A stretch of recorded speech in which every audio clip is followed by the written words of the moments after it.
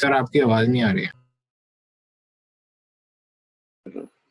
Okay, अब आ रही है? हेलो,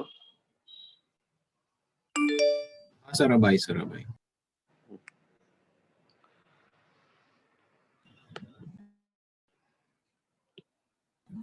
सर आप आज वो वे साउंड वेव्स वाले चैप्टर के बाकी के क्वेश्चंस ले लोगे क्या? नहीं, हीट एंड थर्मोडायनेमिक्स स्टार्ट करूंगा बेटा। Sorry sir. Heat and thermodynamics. Okay, questions के लिए हम लोग एक्स्ट्रा टर्न लेके चलेंगे। ओके, ठीक है सर, ठीक है। तो ये चैप्टर बेटा बड़ा ही इंटरेस्टिंग चैप्टर है। स्कोरिंग भी है, इंटरेस्टिंग भी है। इजी तो नहीं कह सकता, टफ भी नहीं है, पर अगर आप इसके क्वेश्चंस को जितना ज्यादा करोगे, इसमें वैरायटी ऑफ क्वेश्चंस है, वैरायटी ऑफ टॉपिक्स है। ओके, तो मैं आपको एक बार इस चैप्टर का जो भी एक बेसिक मेथोडोलॉजी है वो डिस्कस कर लेता है। Heat and thermodynamics. ओके, तो हीट एंड थर्मोडायनेमिक्स में सबसे पहले हमारे पास डिस्कशन जो आता है, सबसे पहले जो हम लोग कॉन्सेप्ट डिस्कस करेंगे क्लास में, वो आपका आता है थर्मल एक्सपेंशन। ओके, चलिए भाई, देखा है थर्मल एक्सपेंशन क्या होता है।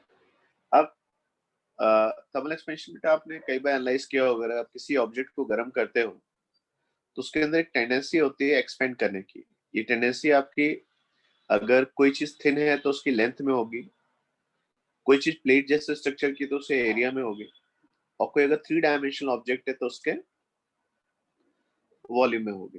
तो जब भी आप किसी आइसोट्रोपिक, आइसोट्रोपिक मतलब हर डायमेंशन में एक जैसा हो, उसको आप यूनिफॉर्मली हीट करते हो, तो उसके जो मॉलिक्यूल्स होते हैं उनमें वाइब्रेशंस आता है। उस वाइब्रेशन की वजह से जो उनका इंटरमॉलिक्यूलर सेपरेशन होता है वो बढ़ता है, और एक्सपेंशन आपको विजुअली दिखता है कि हाँ ये एक्सपेंड करी है। इस पर्टिकुलर प्रोसेस को हम लोग क्या बोलते हैं? Thermal expansion. तो सिंपल सा है, अगर मैं इसको वर्ड्स में लिखूं तो whenever an isotropic, isotropic means हर डायरेक्शन में एक जैसा, whenever an isotropic substance is heated, obviously uniformly, बेटा बात करेंगे हर जगह एक जैसा होना चाहिए, heated uniformly due to vibration of molecules, due to vibration of molecules, equilibrium distance between molecules increases and material expands आइसोट्रोपिकली।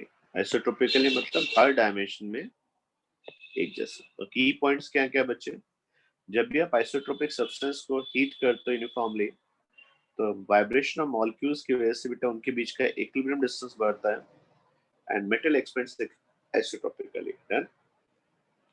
अब थर्मल एक्सपेंशन बच्चे आप ध्यान से देखना, हर डायमेंशन में हो सकता है। जैसे अगर मैं बात करूं, कोई पाइप है, उस पाइप को आप एक्सपेंड करें, ठीक है, आप थोड़ा सा टेम्परेचर बढ़ाइए। टेम्परेचर पहले थीटा था, हीट अप करने से मॉलिक्यूल्स की इक्विलिब्रियम डिस्टेंस बढ़ती है, और विजुअली आपको दिखता है कि इसकी लेंथ अब थोड़ी सी बढ़ गई है।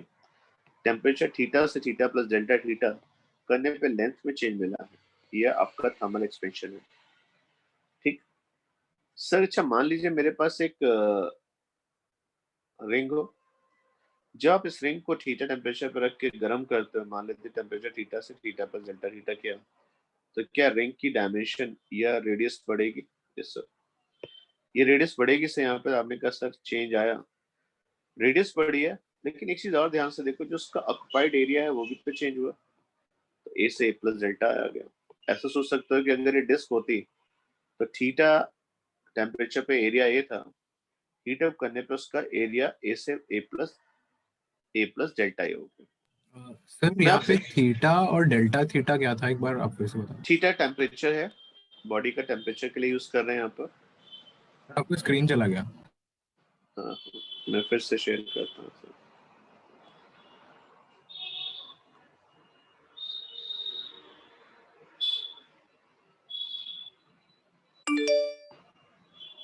यस सर, आपको स्क्रीन आ गया।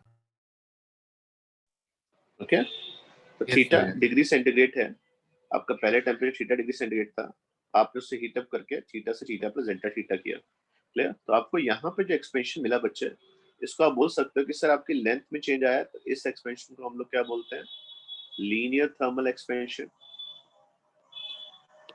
से यहाँ पे क्या हुआ है सर? एरिया इंक्रीज किया है, इसको हम लोग बोलते हैं बच्चे एरियल थर्मल एक्सपेंशन। क्लियर? और बात यही नहीं खत्म होती है।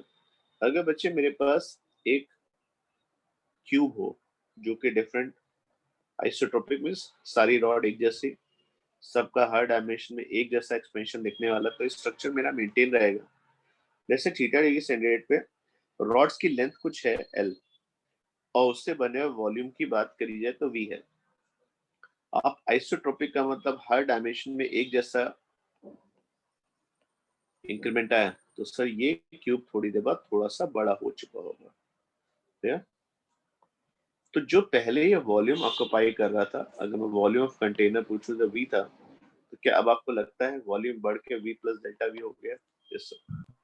तो लीनियर थर्मल एक्सपेंशन एक कॉन्सेप्ट आया, एरियल थर्मल एक्सपेंशन एक कॉन्सेप्ट आया, और उसके साथ ही आपका वॉल्यूमेट्रिक थर्मल एक्सपेंशन भी होता है। सो मैं अभी थोड़ा सा लेट आया, मैं ज्वाइन कर रहा था लेकिन हो नहीं पाया, तो कुछ प्रॉब्लम हो रही थी। आपने क्या बताया, एक बार आप नथिंग रीजन बता नथिंग, सकते हो? बहुत सिंपल सा है। जब भी हम किसी मेटेरियल को आप हीट अप करते हो, और ऐसा नहीं कि ऐसा आप आज देख रहे हो, आप इंजीनियरिंग में देखोगे तो इस चीज को, इस कॉन्सेप्ट को बहुत अच्छे से यूज किया गया है ना? जैसे रेलवे ट्रैक्स होते हैं, तो रेलवे ट्रैक्स कभी आप देखोगे तो इस तरीके से सर जब ज्वाइन होते हैं तो ऐसे आते हैं। क्लियर?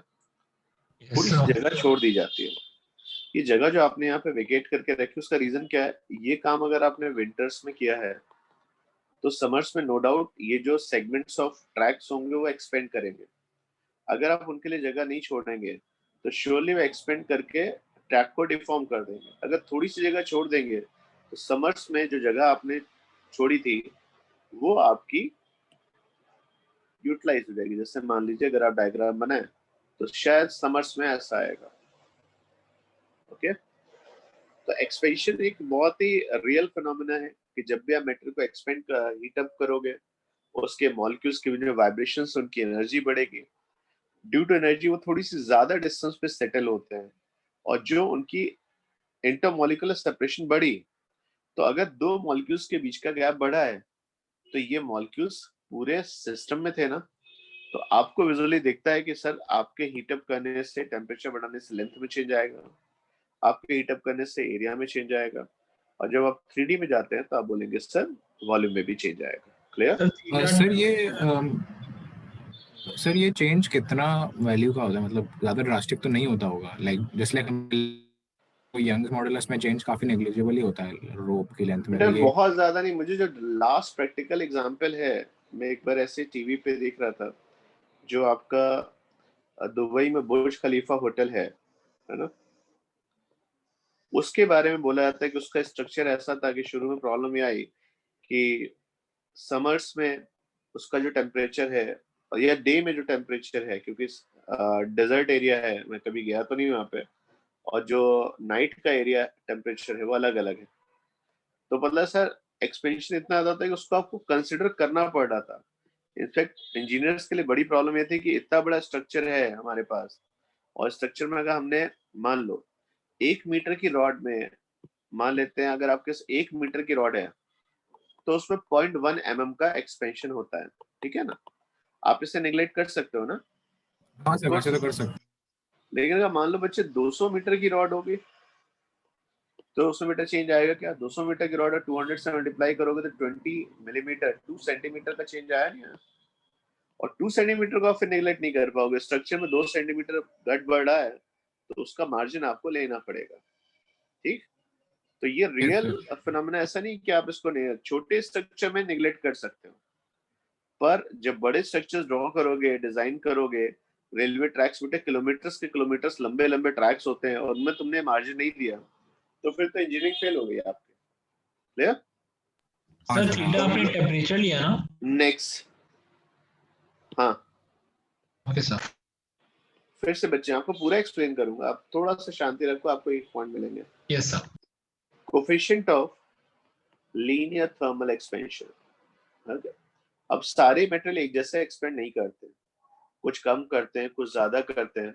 तो क्या हम लोग मेटेरियल से रिलेट कर सकते हैं? तो एक क्वांटिटी बेटा हम डिफाइन करते हैं यहाँ पे, जिसको हम लोग लीनियर थर्मल एक्सपेंशन बोलते हैं, कोफिशिएंट लीनियर थर्मल एक्सपेंशन। इसका सिंबल बच्चे अल्फा आता है। और ये सिंपल सा डिस्कशन है, अल्फा को कैसे समझोगे?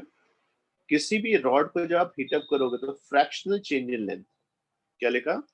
Fractional change in length dl by l is equal to क्या होता है? Alpha d theta. अभी के टर्म बच्चे मैं आपको एक्सप्लेन कर दे रहा हूं यहाँ पर। dl, l क्या है? जो आपकी ओरिजिनल लेंथ थी, आपने उसे हीटअप किया, तो हीटअप करने से टेम्परेचर में चेंज हुआ, तो ये राइज इन टेम्परेचर आ गया। ठीक है, आपके टेम्परेचर बढ़ाने से क्या लेंथ में पॉजिटिव चेंज आया? यस सर, तो इंक्रीज इन लेंथ आ गया।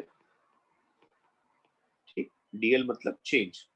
और अल्फा क्या होता है बच्चे? ये मटेरियल पर डिपेंड करता है, जो आपने मटेरियल चूज किया।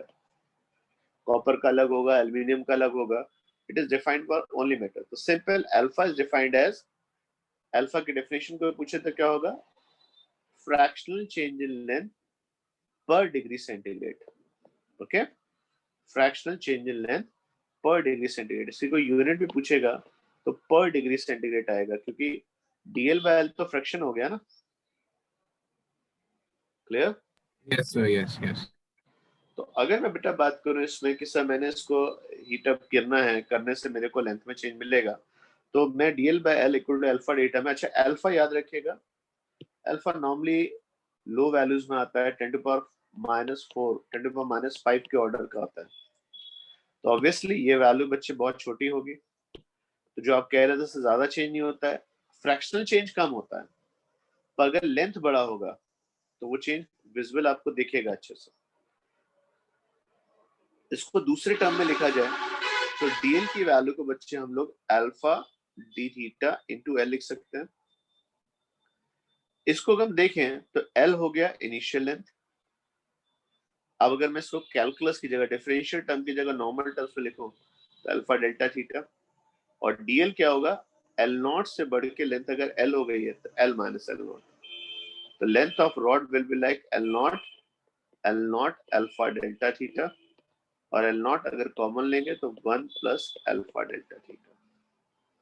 क्लियर? तो जो रॉड की जो लेंथ आएगी बच्चे, अगर इनिशियल एल नॉट थी और आपने उसका टेम्परेचर राइज किया तो आपकी लेंथ बढ़ के बच्चे l equal to l naught 1 plus alpha delta theta के फॉर्म में आएगी। This point is clear? Yes sir, yes. Okay, अब बात आती है कि सर इसके यहाँ पर यूज कहाँ पर आते हैं? यूजेस में बच्चे बहुत सिंपल सिंपल से डिस्कशन है। जेई की हिस्ट्री में कई बार इस तरह के सवाल आए हुए हैं, तो मैं उन क्वेश्चंस के थ्रू ही आपको डिस्कस कर देता हूँ। ठीक है ना? क्वेश्चंस थे, उन पे आगे चल के थ्योरी बन गई, तो थ्योरी पढ़ने से अच्छा माइंड को ओपन करो, क्वेश्चन ही करो ना। ठीक है?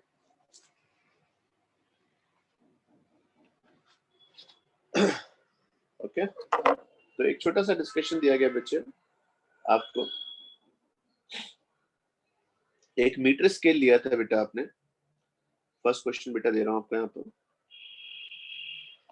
एक मीटर स्केल लिया, नॉर्मल जो हमारे घर में मीटर स्केल होता है, वो लिया बेटा आपने यहाँ पर, ये ऐसे बना दिया है ना। अब इसमें क्या हुआ? इसको कैलिब्रेट किया गया था।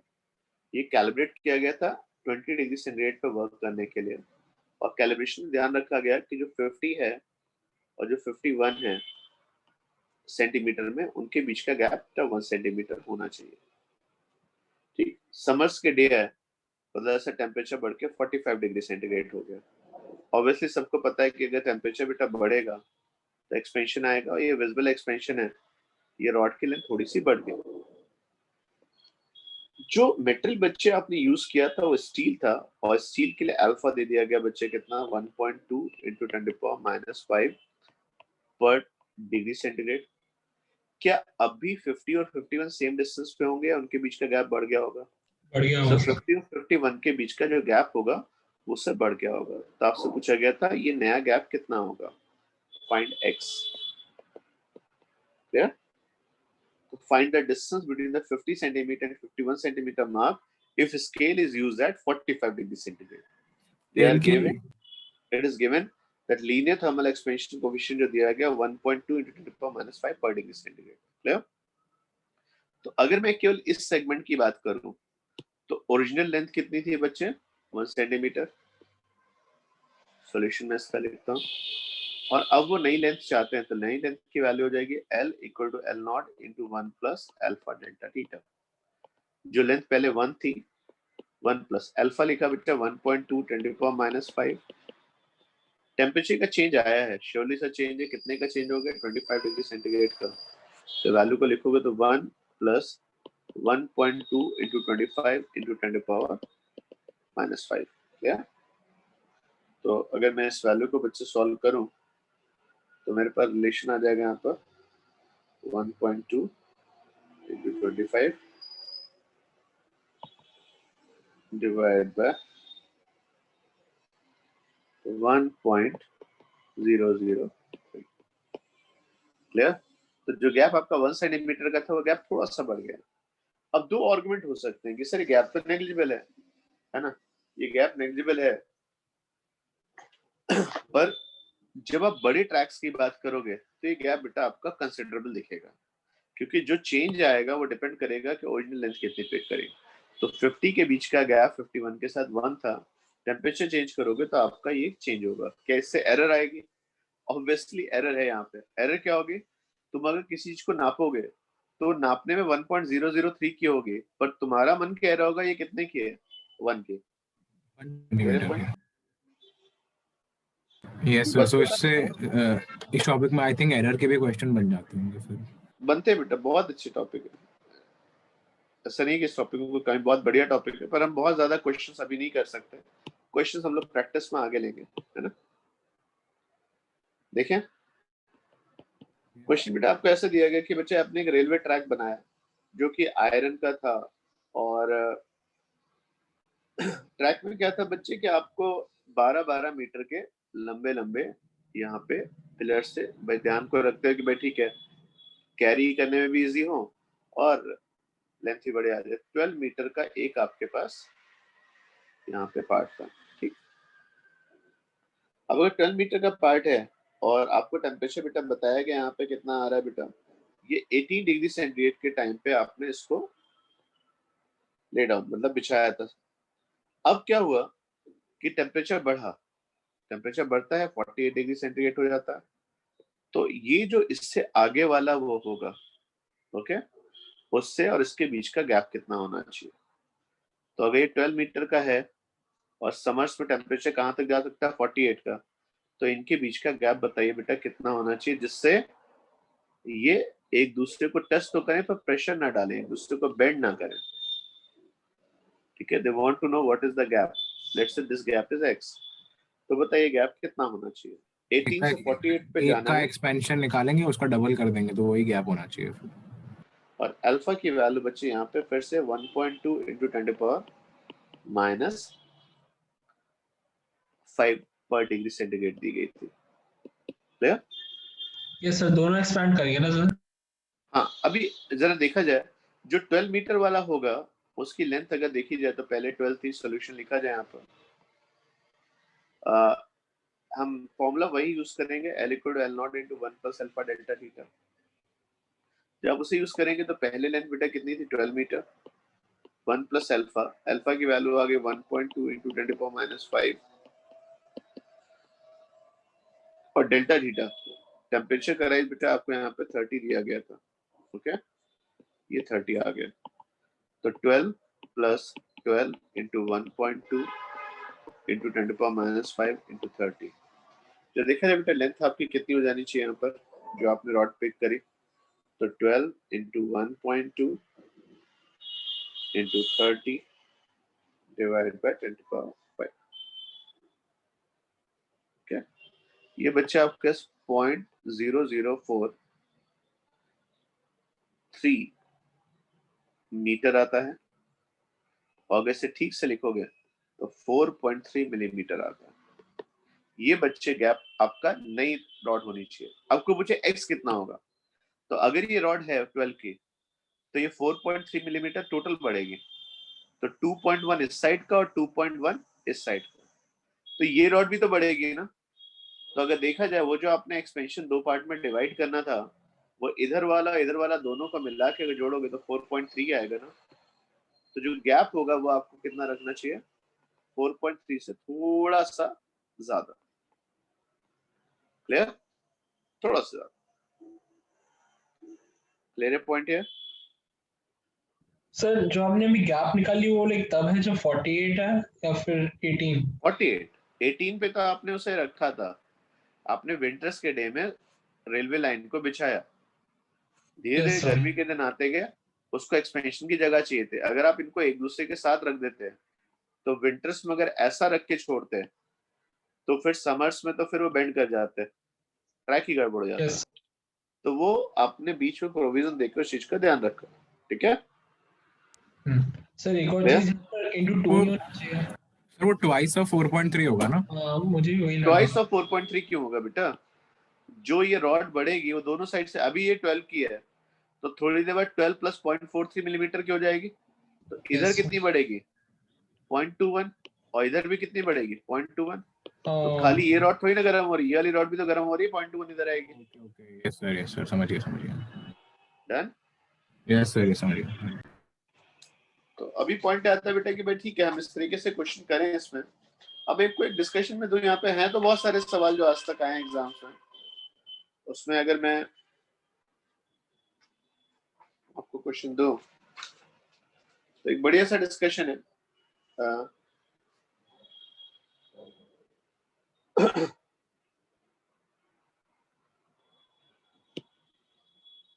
क्वेश्चन ट्राई करेगा बच्चे। एक आपने पेंडुलम क्लॉक ली, ठीक है ना, इस पेंडुलम क्लॉक को बेटा बताया जाइए ये आपके आयरन रॉड का उसका पेंडुलम है और उसमें ऑसिलेशन चल रहे हैं। इसका कैलिब्रेशन 20 डिग्री सेंटीग्रेड पे किया गया था, 20 डिग्री सेंटीग्रेड पे ये प्रॉपर्ली वर्क करती है, इसका कैलिब्रेशन था, है ना, it is calibrated at 20 degree centigrade. लेकिन जिसने घड़ी ली उसका समर्स का टाइम आया 40 डिग्री सेंटीग्रेड टेम्परेचर हो गया। 40 डिग्री सेंटीग्रेड टेम्परेचर होने पे अगर उसका अल्फा 1.2 इंटू 10⁻⁵ पर डिग्री सेंटीग्रेड माना जाए, तो ये पेंडुलम क्लॉक 40 डिग्री सेंटीग्रेड वाले टाइम पे हाउ फास्ट और slow will it go in 1 week, एक हफ्ते में ये घड़ी कितना फास्ट है कितना स्लो हो जाएगी, ये पूछा गया। ओके ट्राई करें, तब तक मैं पेंसिल को चार्ज कर लेता हूँ। अब जल्दी से इसका आंसर मुझे बताइए क्या आएगा। कि वो रॉड पेंडुलम क्लॉक दी गई है सिंपल, जो सिंपल पेंडुलम था वैसा है, बस रॉड आयरन की है, एक बॉब आपने उसके साथ हैवी अटैच किए रखा है। 20 डिग्री सेंटीग्रेड पे सही टाइम देती, समर्स के डेज आए टेम्परेचर बढ़ के 40 हो गया, अगर अल्फा इतना है तो हाउ फास्ट और slow will it go in 1 week, एक हफ्ते में घड़ी कितना फास्ट है कितना स्लो हो जाएगी।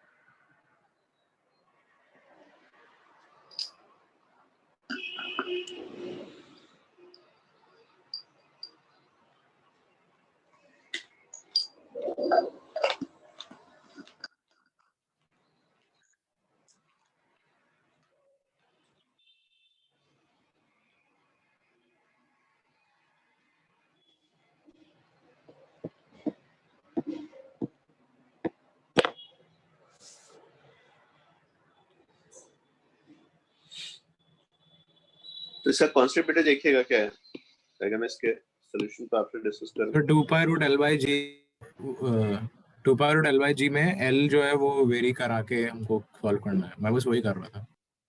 आप ऐसे देखो बच्चे कि सिंपल पेंडुलम के टाइम पीरियड की अगर बात करूं, अगर किसी ने नहीं पढ़ा है तो याद रखिए बेटा, सिंपल पेंडुलम का टाइम पीरियड उसकी लेंथ पे डिपेंड करता है।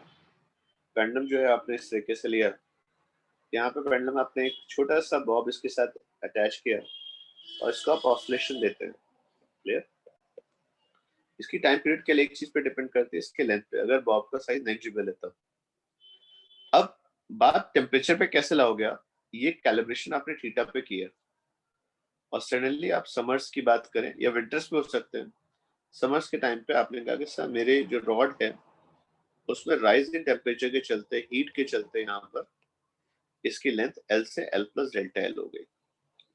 तो पहली बात तो आप ये समझने की कोशिश करिए, टाइम पीरियड पहले इतना था, अब अगर आप लेंथ को बढ़ाते हो, लेट्स से नई लेंथ एल प्राइम हो गई तो नया time period T prime. Obviously आपने हीटिंग का केस लिया है तो लेंथ बढ़ेगी, टाइम पीरियड बढ़ेगा, और टाइम पीरियड बढ़ने का मतलब जो टाइम पेंडुलम ऑसिलेशन अपने 2 सेकंड में कर रहा था वो 2 सेकंड से ज्यादा लेगा तो ये स्लो हो जाएगा। तो पहली बात तो याद रखिएगा कि भाई जैसे आप हीट अप करोगे स्लो होता जाएगा पेंडुलम। क्या फर्क पड़ेगा, तो आपने उसके लिए T prime divide by T लिखा, भाई रेशियो लेना था। रेशियो लेके आपने ऊपर लिखा 2 pi under root L prime by G आ गया आपके पास, और 2 pi under root L by G आ गया। क्लियर? तो अगर बात की जाए बेटे यहाँ पे कुछ कैंसिल होगा तो 2 पाई कैंसिल, जी कैंसिल, रूट आपके पास रहता है और आपके वैल्यू जो इस चैप्टर के हिसाब से आ गया एल प्राइम बाय एल। आपके कोई रिलेशन है एल प्राइम बाय एल में? यस। एल प्राइम जो होगा वो L into 1 plus alpha delta theta होगा, जितना आपने टेम्परेचर राइज किया।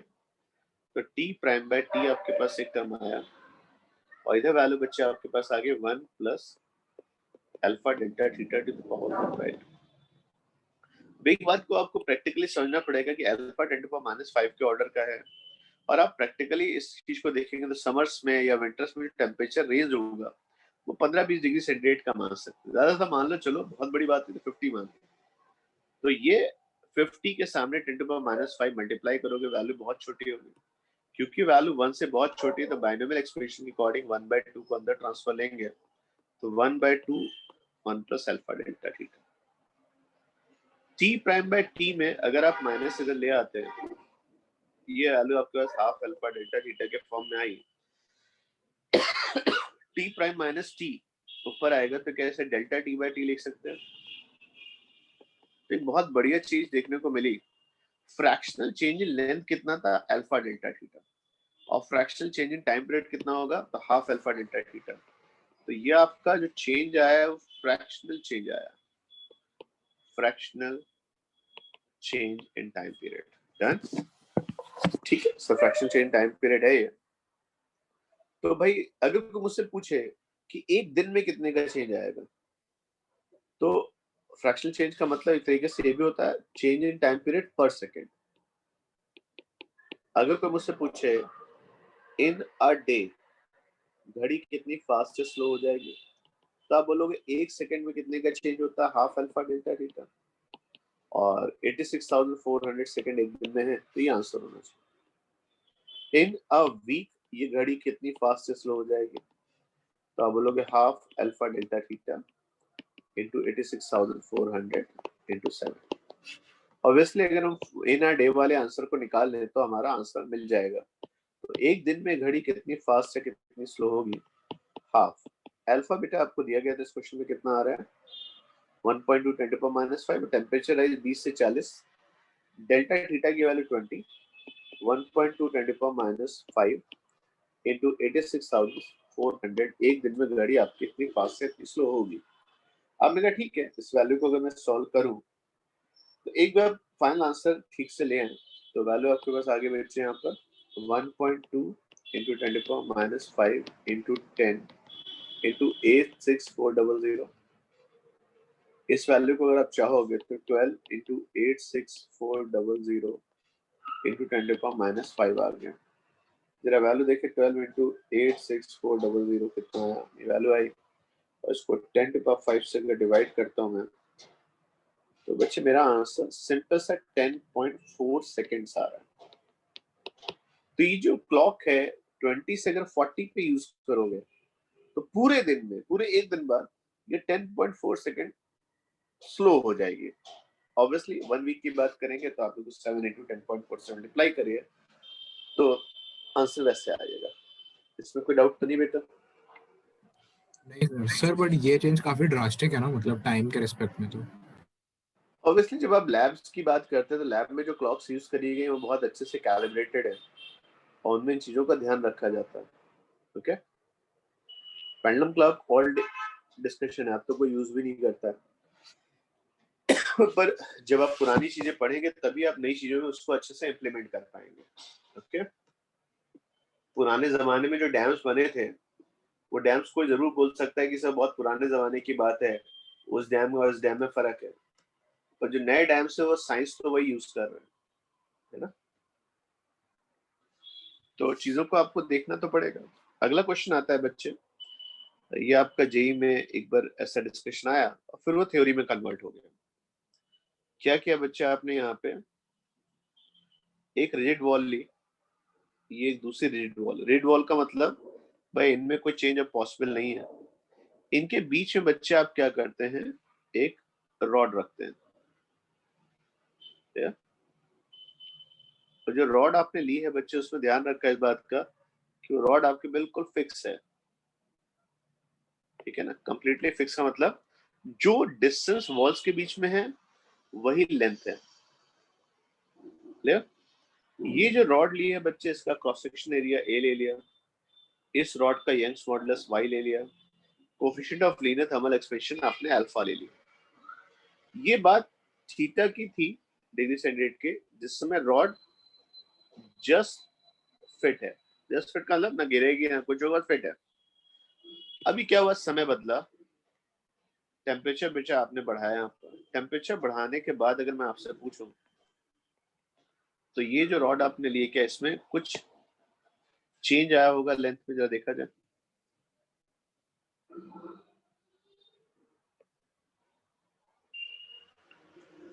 बताइएगा बेटा। टेम्परेचर आपने बढ़ाया यहाँ पर theta plus delta theta degree centigrade कर दिया।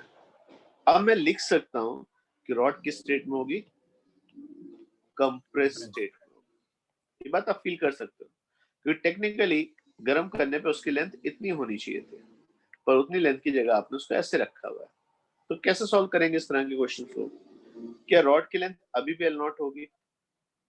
ऑनेस्टली बताना बेटा, क्या रॉड में आपको लगता है कुछ स्ट्रेस या स्ट्रेन होगा? यस सर, वो स्ट्रेस और स्ट्रेन डेवलप हो चुका होगा, बट वो थीटा प्लस डेल्टा थीटा पे आएगा, थीटा पे नहीं होगा वो।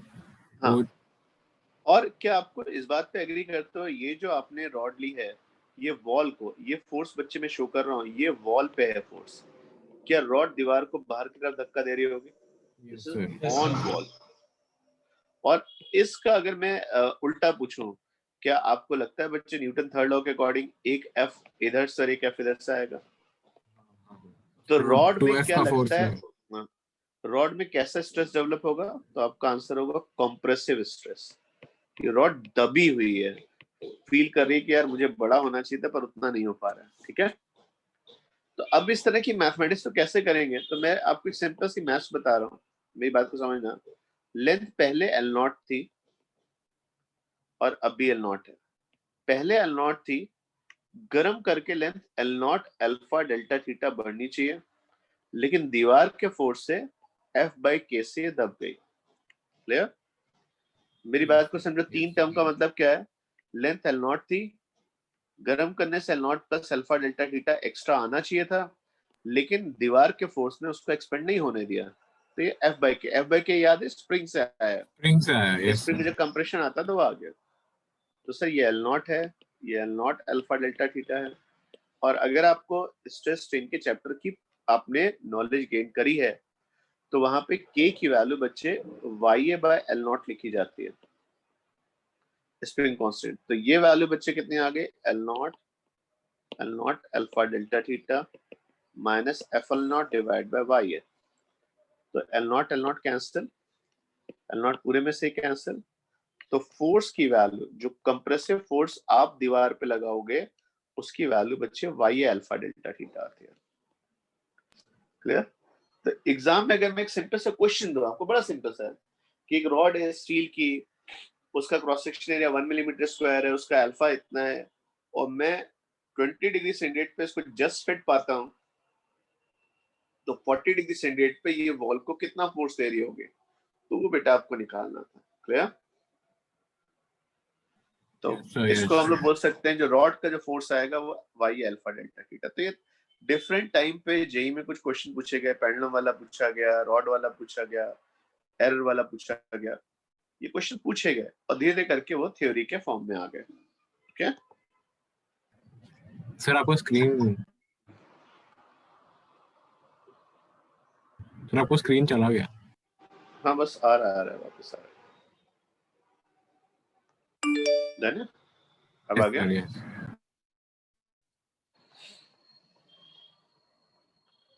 ओके सर आप एक बार वो वाला पिछले वाला प्रॉब्लम एक बार दिखा दो। उससे वैसे एक मिलता जुलता प्रॉब्लम और कराता हूँ बेटा, ठीक है? देखा जाए। Yes sir yes. इससे मिलता जुलता क्वेश्चन बेटा मैं आपको दे रहा हूँ, देखिएगा अच्छे से। फिर से आपने बच्चे यहाँ पे वॉल ली इस तरीके से, ये आपके पास एक वॉल आपने ऐसे बना के रखी, रिजिड है। इस बार आपने क्या किया, दो रॉड रखी, एक रॉड बच्चे यहाँ पे रखी है आपने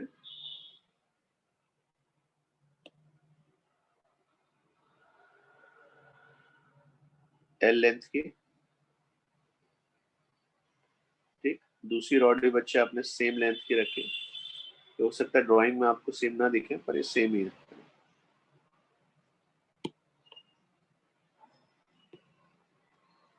क्लियर?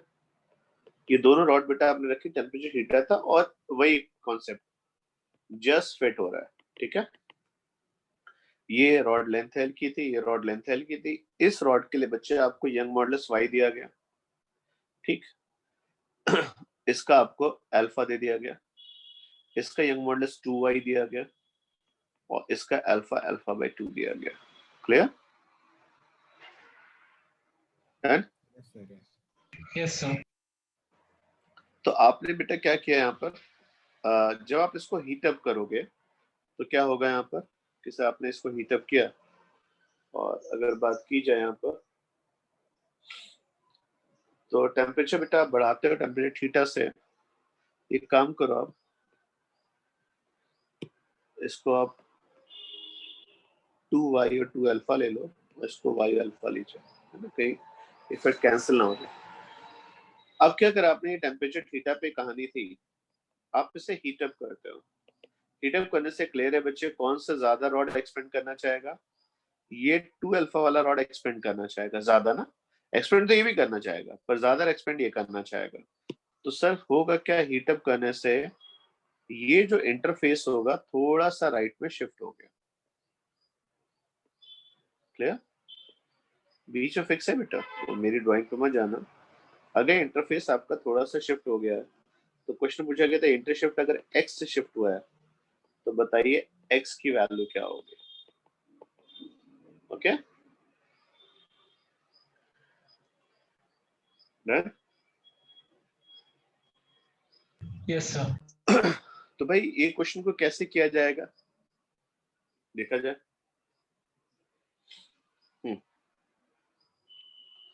तो अगर बात की जाए बेटा, अगर ये इंटरफेस आपका x शिफ्ट हुआ है तो जो लेफ्ट वाली रॉड है, मैं इसका सोल्यूशन बेटा लिखता हूँ, आपसे x पूछा गया, इसका सोल्यूशन मैं लिख रहा हूँ आपको। जो लेफ्ट वाली रॉड है उसके लिए मुझे बताना कि अगर ये वॉल्स के बीच में नहीं होती तो कितना एक्सपेंशन लेती, उसकी जो नेचुरल लेंथ होनी चाहिए थी, अगर वो नेचुरली एक्सपेंड करता तो उसका नेचुरल लेंथ होना चाहिए था L इंटू, अच्छा temperature theta plus delta theta बताया गया है ना, L into 1 plus 2 alpha delta theta, ये बात मानते हो? और जो उसको लेंथ मिली है, जो उसने लेंथ अटेंड करी है, वो लेंथ कितनी है, L प्लस एक्स। क्लियर? बोलिए बेटा।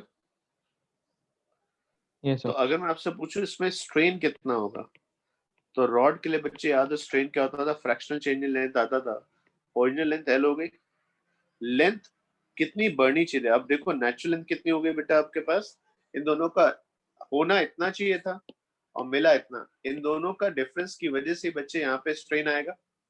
जितना ये Yes. बढ़ना चाह रहा था उतना नहीं बढ़ पाया, तो डेल्टा एल बेटा लिख सकते हो। तो डेल्टा एल की वैल्यू कितनी हो जाएगी, L into 2 alpha delta theta minus x. ठीक, तो ये वैल्यू आ गई 2 alpha L delta theta minus X divide by L. Clear.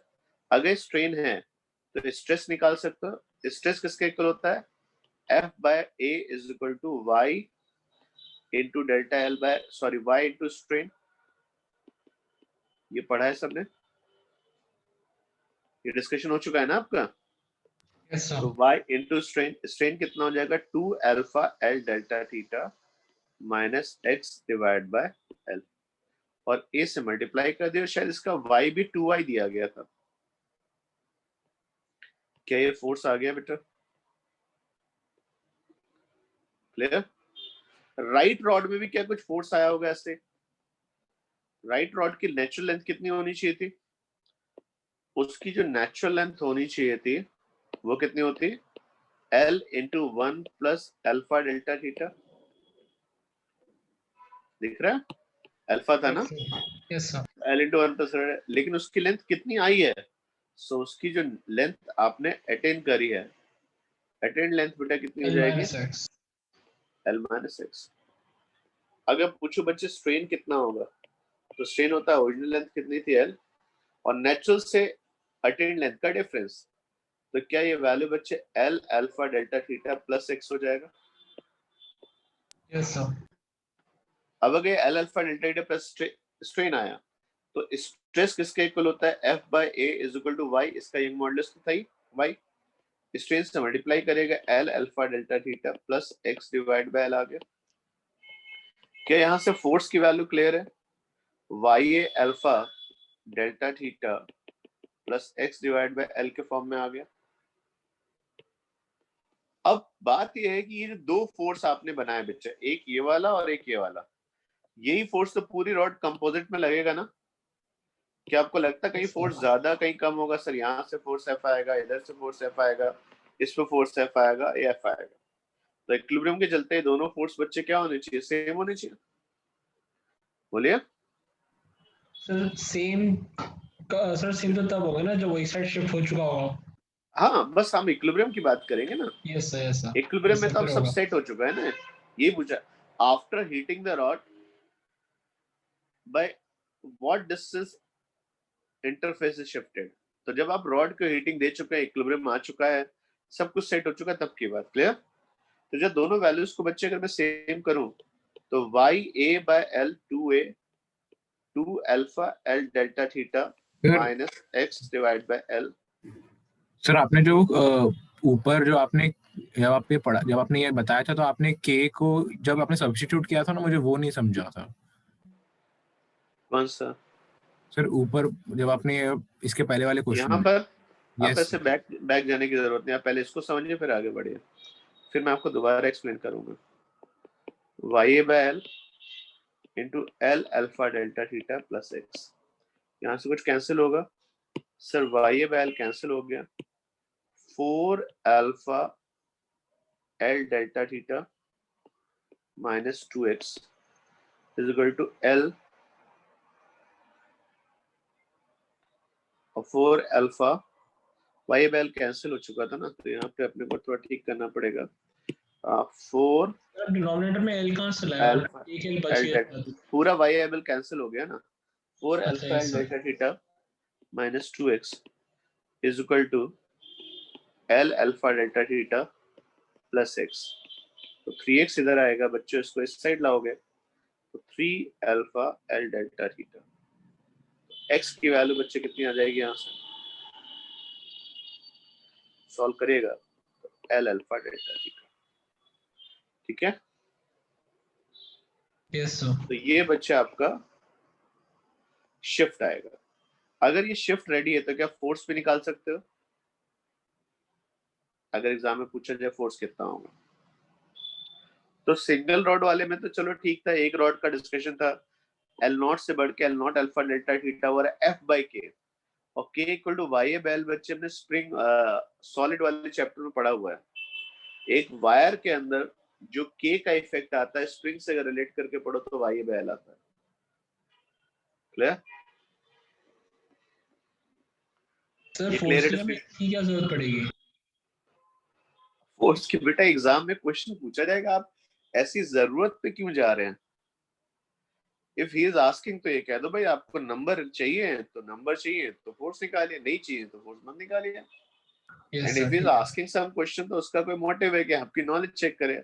वो कल को ये भी पूछ सकता है कि सर इन रॉड्स में कितनी इलास्टिक पोटेंशियल एनर्जी होगी, क्योंकि रॉड कंप्रेस्ड है ना ये।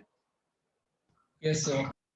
तो सवाल तो बहुत दूर तक जा सकता है, पर बेसिक आइडिया आपको होना चाहिए, बाकी तो क्वेश्चंस पे तो हम आगे बढ़ेंगे। क्लियर? Yes sir. सर हमें डायरेक्शन पता चलेगी क्या कि किस साइड जा रहा है एक्स? ऑब्वियसली राइट साइड में होगा, क्योंकि कौन ज्यादा एक्सपेंड करना चाह रहा है? लेफ्ट वाला। और हमारा एक्स सॉल्व करने पे पॉजिटिव आया है ना। अगर हमारा एक्स सॉल्व करके नेगेटिव आता तो लेफ्ट में जाता। Okay sir. अगला डिस्कशन आता है बच्चे, जब हम लोग अपनी नॉलेज को आगे बढ़ाते हैं, तो coefficient of areal thermal expansion and volumetric thermal expansion. तो जब देखा जाए कोफिशिएंट ऑफ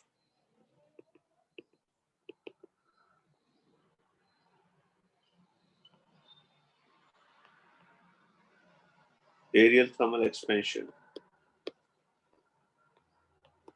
क्लियर?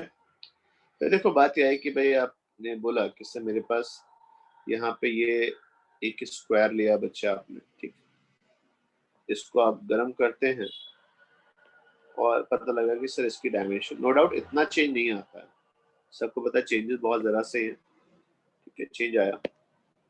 अब अगर वो बच्चे से पहले एरिया ए था, अब एरिया ए प्लस डेल्टा ए हो गया, तो क्या यहाँ भी फ्रैक्शनल चेंज का कुछ लॉ बनेगा? फ्रैक्शनल चेंज का लॉ होता है बच्चे यहाँ पे डेल्टा ए बाय ए, जैसे delta L by L alpha delta theta था, वैसे फ्रैक्शनल चेंज इन एरिया को हम लोग बीटा डेल्टा थीटा से रिलेट करते हैं।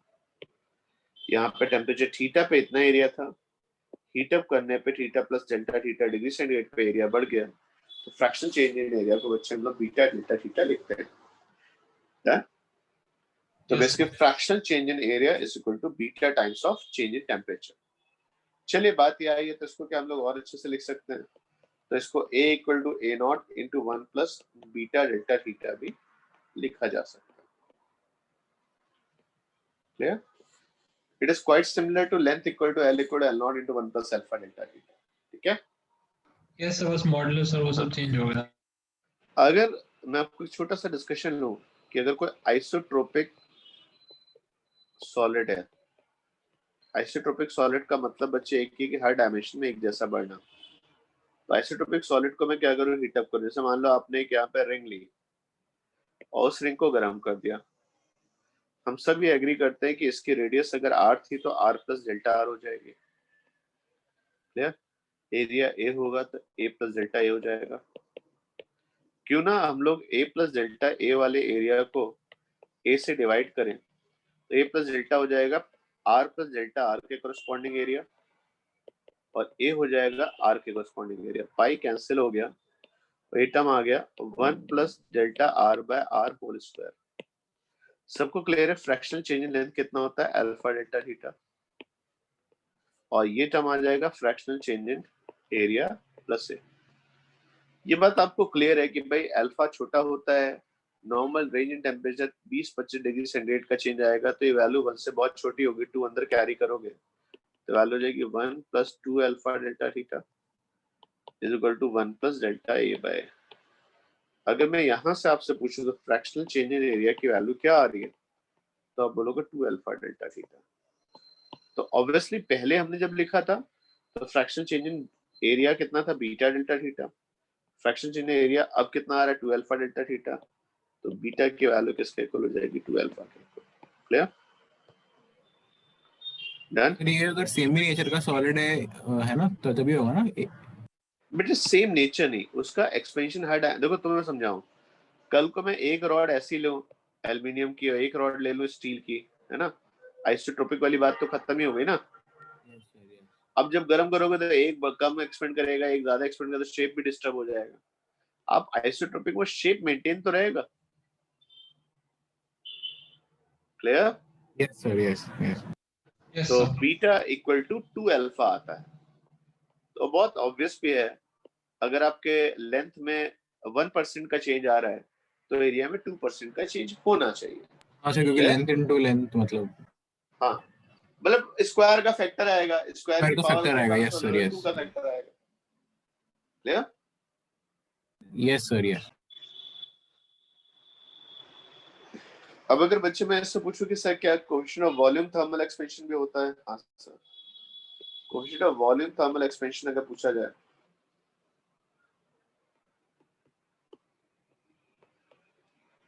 तो आई थिंक हम अपना टाइम यहाँ पे सेव कर सकते हैं। Delta V by V equal to क्या लिख देंगे, गामा डेल्टा थीटा।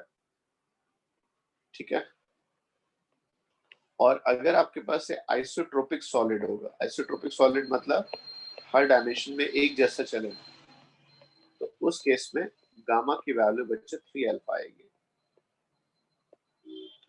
तो जितने भी आइसोट्रोपिक सॉलिड्स होते हैं, हालांकि आइसोट्रोपिक बार वर्ड यूज करने की जरूरत नहीं, ऐसा माना ही जाता है आइसोट्रोपिक है। ठीक है, आइसोट्रोपिक सॉलिड्स के लिए अल्फा के कंपैरिजन में बीटा, बीटा के कंपैरिजन में gamma, alpha coefficient of linear thermal expansion, beta coefficient of areal thermal expansion, और gamma coefficient volumetric thermal expansion. ये वैल्यू बच्चे आपके 1:2:3 के लिए आती है। ठीक, लेकिन ऐसा नहीं कि आपके हीट अप करने से केवल सॉलिड ही एक्सपेंड करते हैं। आपको अगर बात की जाए तो हीट करने से आपका जो लिक्विड्स होते हैं और जो गैसेस होती हैं वो भी आपके एक्सपेंड करते हैं। पर क्या आप मुझे बताओ, क्या ये कहना सही है कि आप हीट करने से बताइए गैस की लेंथ कितनी बढ़ गई होगी, नहीं सर, गैस का सर एरिया उसका तो कितना बढ़ गया होगा? तो वॉल्यूम में देख सकते हाँ तो हाँ उसमें सर। जब आप जाते हो तो आप सिंपल वे में कह देते हो only gamma is defined. No doubt expansion होगा, पर वो डैम एक्सपेंशन आपका किसके लिए होगा, गामा के लिए। गैसेस के लिए अगर कोई पूछे तो V equal to V naught into 1 plus gamma delta theta का कॉन्सेप्ट चलता है। क्लियर? ये पॉइंट क्लियर है बेटा? Yes sir, yes. अब अगर मैं आपको एक क्वेश्चन तो बड़ा सिंपल से जेई में 80s के आए हुए क्वेश्चंस हैं, तो देखा जाए क्या था क्वेश्चन। आपने बच्चे यहाँ पे एक जार लिया, ठीक, इस जार के ये पूरा आपने ऐसे लिया हुआ था और इसके अंदर बच्चे आप फ्लूइड फिल कर देते हैं, फ्लूइड मान लेते हैं यहाँ तक आपने फिल किया। ठीक है, और फ्लूइड का जब फिल करते तो बेटा ये जो पार्ट था, ये ग्लास, इसके लिए आपको अल्फा बता दिया गया, ये जो फ्लूइड है उसके लिए आपको बेटा गामा बता दिया गया। क्लियर? और अगर आप इस तरीके से बेटा इसे हीट अप करते हो तो क्वेश्चन में पूछा गया था हीट करने से ये जो भी लिक्विड है टेम्परेचर थीटा पे ऐसा है, तो थीटा से थीटा प्लस डेल्टा थीटा करने पे आपका हाइट में कितना चेंज आएगा, कितना लिक्विड आपका इस कॉलम में राइज कर जाएगा। सर जो अल्फा दिया हुआ है वो ऊपर की लेंथ का दिया अल्फा हुआ है ना? ग्लास का है, अल्फा ग्लास का है, पूरा मेटल का। गामा मान लेते हैं मर्करी है ना, गामा मर्करी जो अंदर लिक्विड फिल है उसका है। क्लियर? Yes sir, yes. तो इसकी बेटा मैं ट्रिक आपको बताऊं तो बड़ा सिंपल सा है। पहले तो चेक करो बेटा जो नीचे मर्करी फील्ड है उसमें क्या कुछ आपको लगता है चेंज आएगा, तो डेल्टा वी किसका इक्वल होता है? नो डाउट ये वॉल्यूम आपको दिया गया होगा, जैसे 1 लीटर फील्ड है, 2 लीटर फील्ड है, ये बताया जाएगा, है ना। तो delta V in mercury, gamma mercury में कितना चेंज आएगा, V naught into gamma mercury delta theta. Done? अच्छा, ये जो ग्लास है ये भी एक्सपेंड करा होगा। ये ग्लास अगर नीचे पूछा जैसे इसके वॉल्यूम में कितने का चेंज आएगा, तो जो नीचे कंटेनर है उसमें कुछ चेंज आएगा? Yes sir, V naught into gamma glass into delta theta. पर गामा ग्लास नहीं दिया गया तो उसको 3 अल्फा लिख सकते हो, 3 V naught alpha delta theta. Clear? Sir आपने सेकंड वाली इक्वेशन क्या लिखी एक बार फिर से बता दो। Simple, volume into gamma glass delta theta. Container भी तो एक्सपेंड करेगा ना, अच्छा ओके। अंदर भरा हुआ मकरी भी एक्सपेंड करेगा और कंटेनर भी एक्सपेंड करेगा। अब ज्यादा कौन एक्सपेंड करेगा? तो भाई अगर मान लो गामा मर्करी 3 अल्फा ग्लास से बड़ा है, क्लियर, तो कौन सी वैल्यू बड़ी हो जाएगी? अब गामा मर्करी 3 अल्फा ग्लास से बड़ा होगा तो ये वाली वैल्यू बड़ी होगी, तो delta we mercury delta we container से बड़ा होगा तो राइज मिलेगा। अगर मान लो गलती से दोनों सेम हो जाते हैं, गामा एच जी किसके इक्वल हो जाता? 3 अल्फा ग्लास के इक्वल होता, तो क्या आपको लगता है राइज मिलता? क्या नहीं सर, जरा सा भी लिक्विड उसमें राइज ही नहीं करता। क्लियर? ऐसे सोचो ना कि अगर ये ऊपर वाला ग्लास नहीं होता, ये हटा दो, तो क्या मर्करी फ्लो करके बाहर आ जाता? हाँ सर, आ जाएगा। तो कितना मर्करी स्पिल्ड होता, कितना मर्करी स्पिल्ड होता, कितना मर्करी बाहर आता, जरा एक बार में सोचो ना कितना होता। तो दोनों वॉल्यूम एक्सपेंशन का डिफरेंस आता। यस तो sir, V yes. Naught into gamma H G minus 3 alpha delta theta आता। Gamma H G minus 3 alpha container delta theta. Done. अब ये मर्करी स्पिल तो नहीं हो पाया, ये मर्करी किसमें चढ़ गया जाके? ये मर्करी राइज कर गया इसमें। तो मान लेते हैं मर्करी कितनी राइज हाइट तक राइज कर गया? एच। तो आपका आंसर आ जाएगा एच इंटू ए। अब पता लगा किसी ने बताया था कि इसका एरिया भी ए नॉट पहले दिया हुआ था, है ना? तो एच इंटू क्या वो एरिया भी एक्सचेंज हो गया होगा? यस सर, एरिया हो गया होगा A naught into 1 plus 2 alpha glass delta theta. Clear? तो कितना मर्करी कितनी हाइट तक जाएगा? तो पहले तो आप ये देखेंगे कितना स्पिल होता, -3 अल्फा जी। क्लियर? डेल्टा थीटा, और एरिया भी बढ़ गया तो भाई वो फैक्टर भी काउंट करना पड़ेगा, 1 plus 2 alpha G delta theta. ये आपका बच्चे आंसर होना चाहिए कि मर्करी कितनी हाइट तक आपको चढ़ता दिखेगा। सर एक बार क्लियर? फिर से बता सकते हो? मेरे वो पार्ट नहीं समझा जिसमें वो स्पिल हो जाएगा और फिर आपने वो जो कंटेनर का वो जो निकाला है, एक बार वो जब भी वो फिर ऊपर से। वाले पाइप में चढ़ेगा तो पाइप का एरिया भी तो बढ़ा होगा ना। उसने बता दिया था initial area of the pipe A not था, वो उसने दिया था। तो क्या बाद में जब पाइप लोगे तो क्या पाइप भी थोड़ा सा ब्रॉड हो गया होगा? तो वो जो वॉल्यूम अपने अंदर फिल करेगा वो नए वाले एरिया इंटू एच को लेगा ना। नहीं नहीं सर, नहीं समझा। भाई वॉल्यूम होता है area into height. Yes sir. Area कौन सा वाला लिखोगे? थीटा टेम्परेचर वाला, theta plus delta theta temperature वाला? Theta plus delta theta temperature. तो theta plus delta theta temperature वाला एरिया तो A naught into 1 plus 2 alpha G delta theta ही तो होगा ना। हाँ हाँ सर, हाँ ठीक है, ठीक है। डन है? यस तो सर, ये यस। पार्ट जो आता है बच्चे वो हमारा हमने क्लास में डिस्कस किया, थर्मल एक्सपेंशन का है। मेन पॉइंट्स बेटा मैं फिर से एक बार जीरो से स्टार्ट कर देता हूँ आपके लिए। हीट करने में मॉलिक्यूल्स थोड़ा डिस्टेंस पे सेट होते हैं, मॉलिक्यूल्स के बीच का गैप चेंज होता है तो लेंथ चेंज होती है, एरिया चेंज होता है, वॉल्यूम चेंज होता है, और उसको आप डिफरेंट तरीके से उस कॉन्सेप्ट को अप्रोच कर सकते हो। पेंडुलम क्लॉक में देखने को मिलता है। फ्रैक्शनल चेंज इन पेंडुलम क्लॉक कितना होता है? हाफ अल्फा डेल्टा थीटा आता है। ऐसे रॉड में भी आपको थर्मल स्ट्रेन थर्मल स्ट्रेस मिलता है।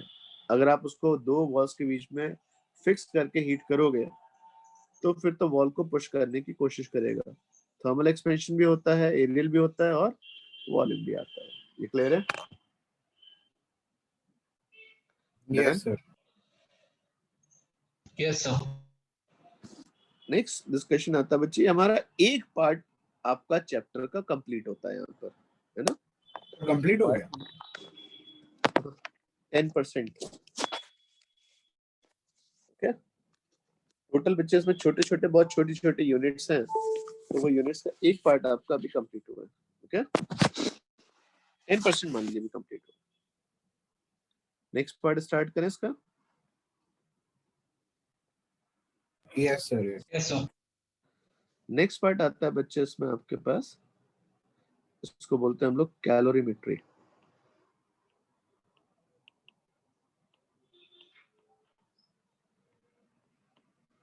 ठीक है,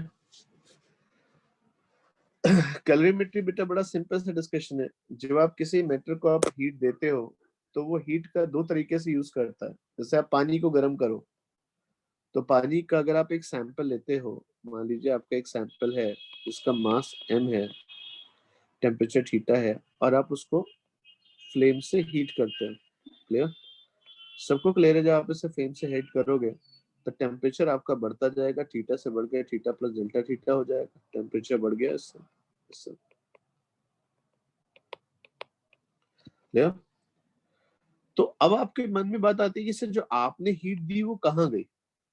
हीट तो आपने दी, तो वो हीट जो आप इसे दे रहे हो इस समय, उसको अगर मैं Q से लिखूं, अब आगे के लिए आगे से याद रखिएगा, Q is a symbol for the energy which transfer due to temperature difference. Flame का टेम्परेचर हाई है, उसने वाटर सैंपल को हीट दी, उसको कुछ हीट मिली। अब वो जो हीट मिली वो किन फैक्टर्स पर डिपेंड करेगी? नो डाउट आपके मास पे। जितना बड़ा ऑब्जेक्ट होगा उतना गर्म करने से, आप कभी पानी रखें तो 4 लोग अगर आते हैं चाय पीने के लिए तो छोटा सा रखा आपने, तो आपके घर में 40 लोग आ गए तो आपको बड़ा कंटेनर चाहिए। 4 लोग की चाय हो सकता है बनने में 5 मिनट लगे, तो 40 लोग के लिए शायद वो टाइम आपका बढ़ जाए। तो आपका जो हीट आपको देनी होगी मास पे डिपेंड करेगी, ऑब्वियसली राइज इन टेम्परेचर पे डिपेंड करेगी। और एक टर्म यहाँ पे हम और इंट्रोड्यूस करते हैं, इसको हम लोग क्या बोलते हैं? मास स्पेसिफिक हीट, एस। तो एस पे डिपेंड करेगी, तो एस की वैल्यू बच्चे किसके इक्वल हो जाएगी? तो आंसर हो जाएगा Q divide by M delta theta. Clear? Done? Specific s heat यहाँ नाउ, पे स्पेसिफिक हीट है क्या? स्पेसिफिक हीट बोलते हैं, पर प्रिसाइजली आगे चल के दो स्पेसिफिक हीट आती है, एक मास स्पेसिफिक हीट आती है, एक मोलर स्पेसिफिक हीट आती है। तो जैसे पॉपुलर टर्म्स में तो इसको स्पेसिफिक हीट बोला जाता है, लेकिन अगर प्रिसाइजली चलोगे तो इसको मास स्पेसिफिक हीट बोलते हैं, क्योंकि आगे चल के एक स्पेसिफिक हीट आपको मोलर भी मिलेगी। तो कंफ्यूजन ना रहे तो आप इसका नाम मास स्पेसिफिक हीट रखिएगा। क्लियर? अब ये ठीक क्या है। हुआ, इसकी पहले आप यूनिट देखिए क्या आएगी। सर इसकी यूनिट आएगी सर, अगर आप 1 ग्राम सैंपल लेते हैं, उसका टेम्परेचर 1 डिग्री सेंटीग्रेड से बढ़ाने के लिए जितनी आप कैलोरी हीट देते हैं वो ऐसा होता है। तो डिफिनेशन सिंपल है, heat required to raise temperature by 1 degree centigrade of 1 gram is called specific heat। जितनी हीट देनी पड़ेगी, ये जो भी आएगा वो वैल्यू जो आएगी वो हम लिखेंगे यहाँ पर। ठीक है, तो स्पेसिफिक हीट किसकी लिख सकते हैं हम लोग? वाटर की स्पेसिफिक हीट लिख सकते हैं। आइस की बेटा हमें जरूरत पड़ेगी, क्योंकि हम सबसे बढ़िया जो डिस्कशन लेंगे आइस, वाटर और वेपर का लेके चलेंगे। तो वाटर के लिए बात की जाए बेटा, स्पेसिफिक हीट कितनी आती है? 1 कैलोरी पर ग्राम डिग्री सेंटीग्रेड। इसका मीनिंग क्लियर है? 1 ग्राम के सैंपल को 1 डिग्री सेंटीग्रेड टेम्परेचर बढ़ाने के लिए 1 कैलोरी हीट आपको देनी पड़ेगी। एक बच्चे ने कहा इसको अगर हम थोड़ा सा बड़ा करके लिखें तो आप इससे बेटा लिख सकते हैं 1 किलो कैलोरी, क्योंकि कई बार आप केजी में डील करते हैं तो आपने 2 के लाए, ये दोनों के कैंसिल कैलोरी पर ग्राम हो जाएगा, और के 1000 के लिए। तो अब समझो 1 सर यहाँ केजी पानी कैलोरी हमारा MKS में चल रहा है। बेटा कैलोरी एमकेएस आप बहुत पुराने जमाने में चले गए, एसआई आता है ना? SI एसआई पे तो यूनिट जूल चलती है होना चाहिए। बेटा। हीट को नॉर्मली कैलोरी में लिखा जाता है। मैं आपको अभी एक्सप्लेन करता हूँ इस पर, आप थोड़ा रुकेंगे। तो 1 कैलोरी पर केजी डिग्री सेंटीग्रेड करके आया बच्चे। अगर आप चाहो तो 1 कैलोरी इक्वल टू 4.2 जूल होता है, तो आप इसे या तो 4.2 जूल पर ग्राम डिग्री सेंटीग्रेड भी लिख सकते हैं। ठीक है ना? क्लियर? ठीक है सर, ठीक है। और अगर 1 केजी पानी लेंगे तो 1 केजी पानी के लिए 4200 जूल एनर्जी आपको चाहिए होगी 1 डिग्री सेंटीग्रेड टेम्परेचर बढ़ाने के लिए। पक्का? ऐसा। अब इतने सारे याद करने का मतलब नहीं होता, मैं कहता हूँ अगर आपको याद ही रखना है तो आप वाली वैल्यू याद रखिए, 1 किलो कैलोरी पर KG degree centigrade. Specific heat of ice जो आती है बच्चे, वो वाटर के स्पेसिफिक हीट का हाफ होता है। तो इतना ही याद रख लेंगे तो जरूरत पड़ने पर आप उसे यूज कर सकते हैं। क्लियर? तो यहाँ से हमने बच्चे डेफिनेशन किसकी दी? टेक्निकली इन पॉपुलर टर्म्स आप इसे स्पेसिफिक हीट बोलते हैं, पर अगर आप बिल्कुल अच्छे से चलना चाहते हैं, आगे चल के कोई कंफ्यूजन ना हो, तो इसको मास स्पेसिफिक हीट बोला जाता है। Clear? S equal to Q divided by M delta theta. Okay, जैसे अगर बच्चे मेरे पास कोई कहता है कि सर आपके पास एक कंटेनर है, कंटेनर हीट नहीं ले रहा है पर उसमें भरा हुआ पानी को हीट की रिक्वायरमेंट है, इस पानी को आप 20 डिग्री सेंटीग्रेड से गर्म करने करके मान लेते 80 डिग्री सेंटीग्रेड पे लाना चाहते हैं। इस पानी का मास आपको बता दिया कितना है बच्चे, 5 kg आपको दिया गया। 5 kg वाटर को अगर आप 80 डिग्री सेंटीग्रेड तक गर्म करना चाहते हो तो कितना हीट रिक्वायर्ड होगा, है ना? ये पूछ सकते हैं आपसे। तो सर इससे आसान सवाल क्या होगा? Q equal to ms delta theta आप यूज करेंगे। टेम्परेचर 20 से 80 करना है, इसका टेम्परेचर राइज 60 देना है, ठीक है ना? वाटर के लिए स्पेसिफिक बेटा आपने पढ़ी है कितनी होती है, 1 किलो कैलोरी पर केजी डिग्री सेंटीग्रेड आती है। डिग्री सेंटीग्रेड यहाँ पे आ गया। पानी कितना है बच्चे, 5 kg है, तो 5 kg आ गया। कुछ कैंसिल होगा? सर ध्यान से देखिए, केजी कैंसिल हो गया, डिग्री सेंटीग्रेड कैंसिल हो गया, तो आपका आंसर आ गया बच्चे 60 इंटू 5, 300 किलो कैलोरी। किलो का 10⁻³ अलग रखिए और कैलोरी का 4.2 जूल लिख दीजिए, तो आपकी बात बन जाएगी। हो सकता है कल को ये सवाल पूछा जाए कि ये हीट देने के लिए अगर मैं एक हीटर यूज करता हूँ, हीटर की पावर P है, तो T टाइम में कितनी पावर ऐड करेगा, PT, तो कितने टाइम में पानी 60 से 20 से 80 जाएगा, वो टाइम भी आप निकाल सकते हैं।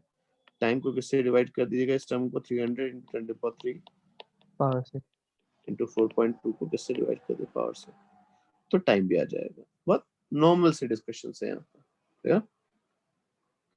स्पेसिफिक हीट वाला कॉन्सेप्ट क्लियर है बेटा? Yes sir, yes.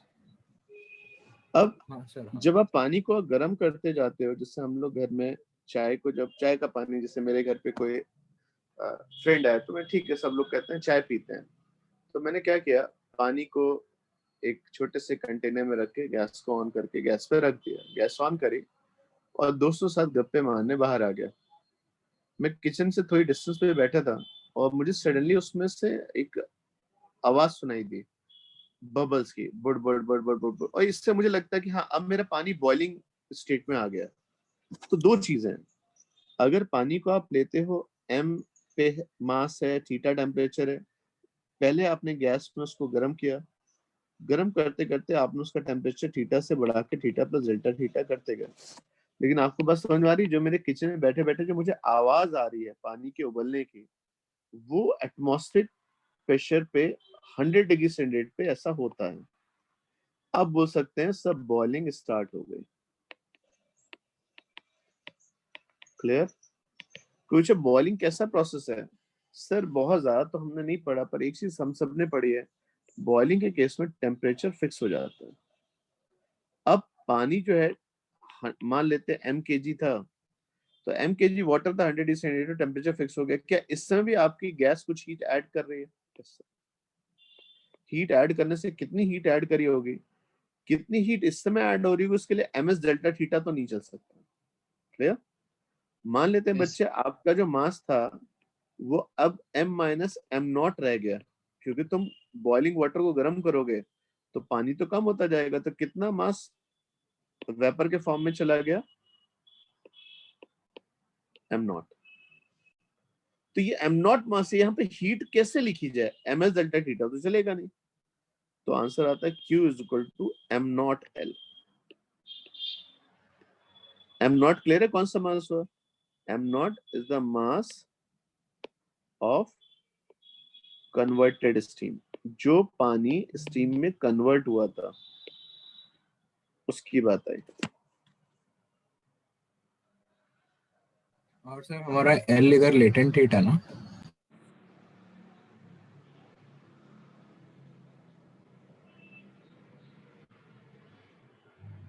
एक मिनट बेटा रुकिएगा।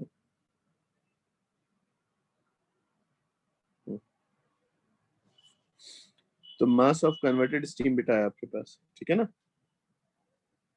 तो हाँ, एल क्या होता है यहाँ पर, तो अब आपके पास एल जो आता है बेटा, ये आपका प्रोसेस पे डिपेंड करता है, लेटेंट हीट ऑफ प्रोसेस बोला जाता है। जिस प्रोसेस की बात कर रहे हैं वो प्रोसेस कौन सा है, वेपराइजेशन है।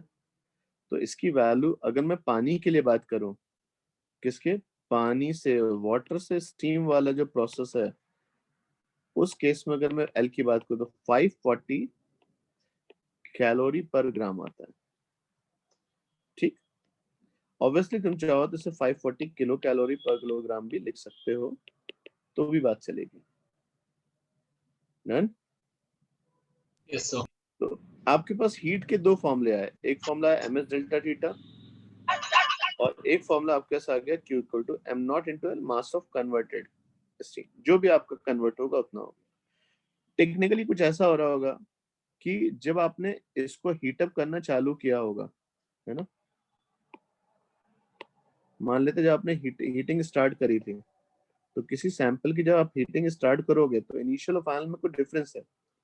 शुरू में आपके पास m kg वाटर होगा और स्टीम नहीं होगी, लेकिन क्योंकि बॉइलिंग वाटर है तो 100 डिग्री सेंटीग्रेड पर है। थोड़ी देर बाद ये m kg वाटर जो होगा वो खत्म हो जाएगा, सारा का सारा वाटर किसमें कन्वर्ट हो जाएगा, स्टीम में।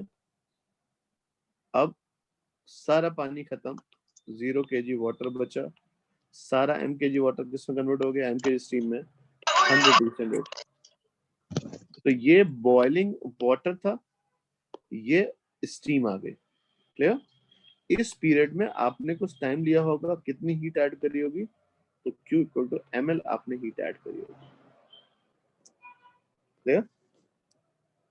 Yes sir. और इसमें ये यहाँ पे जो एम होगा वो इस केस में तो सारा केजी वाटर ही होगा, जब सारा मास ऑफ वाटर ही होगा, क्योंकि सारा ही कन्वर्ट हो जा रहा है ना सर। सारा कन्वर्ट होने पर, ये जैसे बोलते हैं ना कि आप डाटा डाउनलोड कर रहे हैं, वैसे ये ग्रेजुअली बढ़ता जाएगा। अब सारी की सारी क्या होती जा रही, स्टीम कन्वर्ट। अब यहाँ पे आके सारी स्टीम आ गई है, यहाँ पे आपके केवल स्टीम बची है,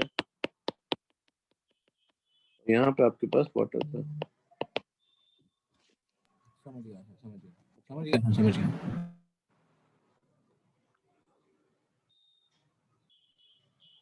ये क्लियर पॉइंट बेटा।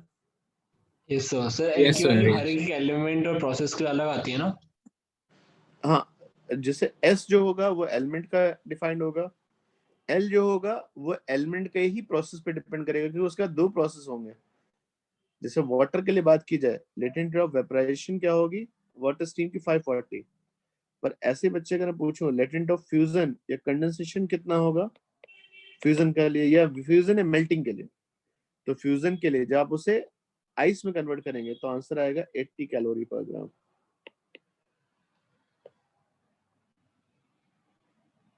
एक छोटे से एग्जांपल से बेटा बात करता हूँ तो आपको शायद ज्यादा अच्छे से और समझ में आ जाए। मेरे पास 1 kg आइस थी -20 डिग्री सेंटीग्रेड पे, है ना, और उसको मैं हीट करके कन्वर्ट करना चाहता हूँ 1 kg स्टीम में, पूरा का पूरा कन्वर्ट कर देना है। ऑब्वियसली स्टीम जो है 100 डिग्री सेंटीग्रेड तक की बात आएगी। 100 डिग्री सेंटीग्रेड के ऊपर स्टीम में जो हीट ऐड करते हैं उस स्टीम को हम लोग नाम देते हैं सुपर हीटेड स्टीम। और सुपर हीटेड स्टीम बेटा आपका इंजीनियरिंग का कॉन्सेप्ट है, जिसकी आपको अभी जरूरत नहीं है, ठीक है। तो क्या आप मुझे बताएंगे कितनी हीट की रिक्वायरमेंट होगी। एस बता दे रहा हूँ बेटा, वाटर का 1 किलो कैलोरी पर केजी डिग्री सेंटीग्रेड। आइस का एस जो होता है बेटा वाटर का एग्जैक्टली हाफ आता है। Latent heat of vaporization 540 kilo calorie per kilogram.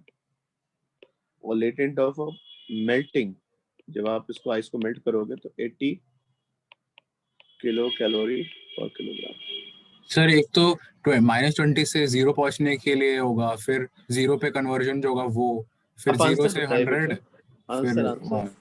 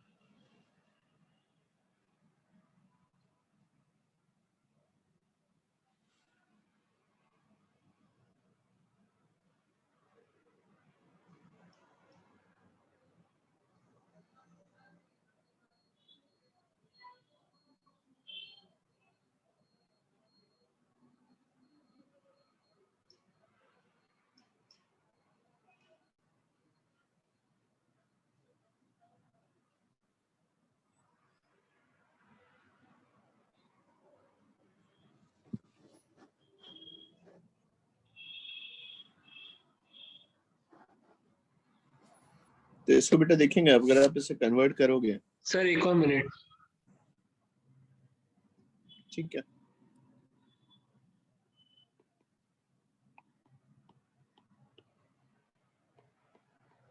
Sir answer 730 है क्या? ऐसा ही है।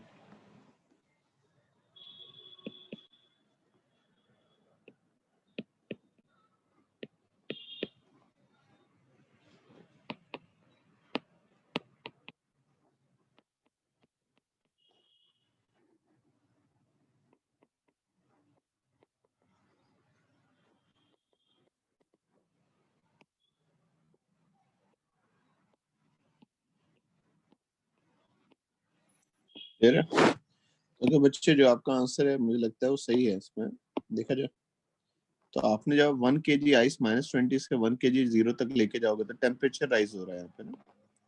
तो फॉर्मूला आप ms डेल्टा थीटा यूज करेंगे। नो डाउट हमें सारे डाटा इकट्ठे करने पड़ेंगे। इस प्रोसेस में जो आपने हीट ऐड करी उसको Q1 लिखा। Q1 जिस सैंपल की बात कर रहे हैं 1 kg का है। Specific of heat of ice water का हाफ दिया गया है, तो 1 किलो कैलोरी पर केजी डिग्री सेंटीग्रेड और टेम्परेचर राइज कितना है 20। क्लियर? तो यहाँ से काफी कुछ टर्म कैंसिल हो जाएंगे। KG KG cancel, degree centigrade cancel. तो आपका आंसर बच्चे यहाँ पे सिंपल सा आ जाएगा 1/2, 1/2 क्योंकि हाफ होगा उसका, तो 1/2 इंटू 20, तो ये 10 किलो कैलोरी आपको हीट यहाँ पे देनी पड़ेगी। फिर जब आप आइस को गर्म करोगे जो खुद 0 पे है। सर हट गया वो। फिर से करते हैं सर।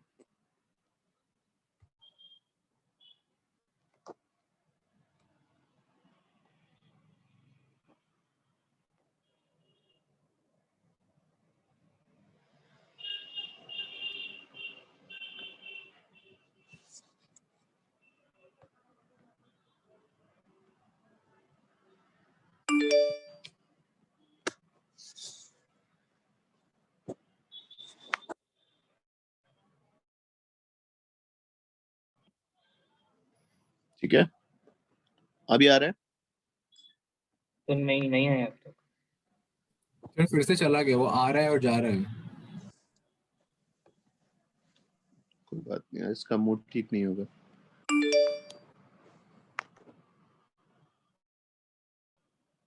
अभी दिख रहा है? यस हाँ सर। सर अब आ गया। चलो अभी है। अब 1 kg आइस को 1 kg वाटर में कन्वर्ट करोगे तो टेम्परेचर फिक्स हो जाएगा। जब तक पूरी की पूरी आइस वाटर में कन्वर्ट नहीं हो जाती है, आप उसे यूनिफॉर्मली हीट कर रहे हो। और इस प्रोसेस के लिए मुझे जितनी हीट रिक्वायर्ड है वो Q2 इक्वल ml हुआ। ml लिखा बच्चे आपने 1 kg वाटर के लिए, ये वैल्यू बेटा 80 किलो कैलोरी पर केजी आती है ना L। तो कैंसिल होकर आंसर 80 आ गया। ये क्लियर है?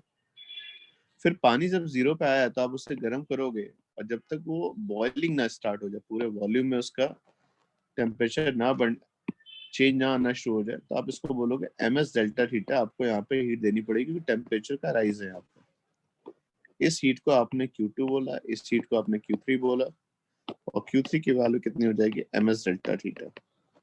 ये value 1 into 1 into delta theta का लिखोगे तो 100 आएगा। तो ये 100 किलो कैलोरी हो गया। मैं यूनिट पे नहीं जा रहा हूँ क्योंकि यूनिट सारी आपकी सेट हो चुके हैं। 1 kg वाटर आपका 100 डिग्री सेंटीग्रेड पे है, उससे गर्म करते हो, स्टीम में कन्वर्ट करना, बहुत बड़े वॉल्यूम में जाएगा वाटर। लेकिन इस समय जो आप हीट ऐड करोगे वो टेम्परेचर राइज के लिए ट्रांजिशन की है। जब स्टेट चेंज होगी तो ml यूज करेंगे, और जब टेम्परेचर चेंज होगा तो ms डेल्टा थीटा यूज करेंगे। यहाँ पे जो हीट आई वो Q4 आए, और Q4 की वैल्यू ml, और m कितना है 1 इंटू 540, तो ये 540 आ गया।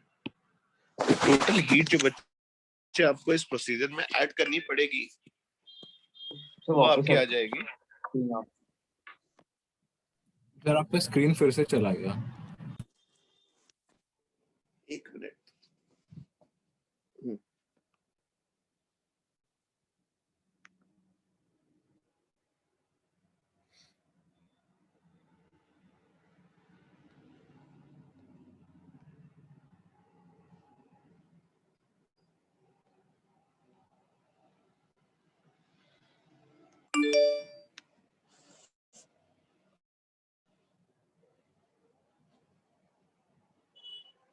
टोटल जो हीट रिक्वायर्ड होगी वो Q1, Q2, Q3, Q4, तो वैल्यू बच्चे किसके इक्वल आ जाएगी, सब ऐड करोगे तो 730 किलो कैलोरी हीट आपको रिक्वायर्ड होगी। डन? Yes sir. ये क्लियर है? छोटा सा डिस्कशन है। अब इसके बाद बेटा इसमें जो कॉन्सेप्ट आता है वो है सिंपल सा, दो ही चीजें हो सकती थी, आपने डिस्कस कर ली। या तो आप टेम्परेचर चेंज करोगे तो ms delta theta, state change करोगे तो mm। जो कॉन्सेप्ट आता है इसको बच्चे हम लोग बोलते हैं प्रिंसिपल ऑफ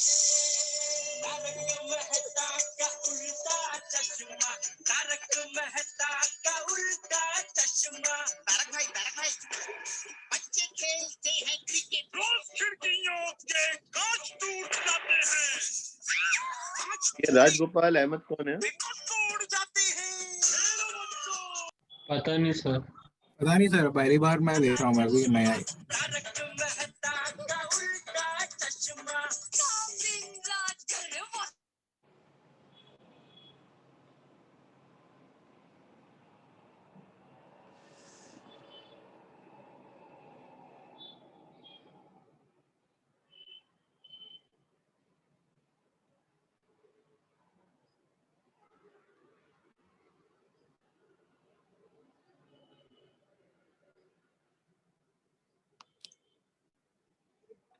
बेटा ये अभी मेरी स्क्रीन दिख रही है सबको?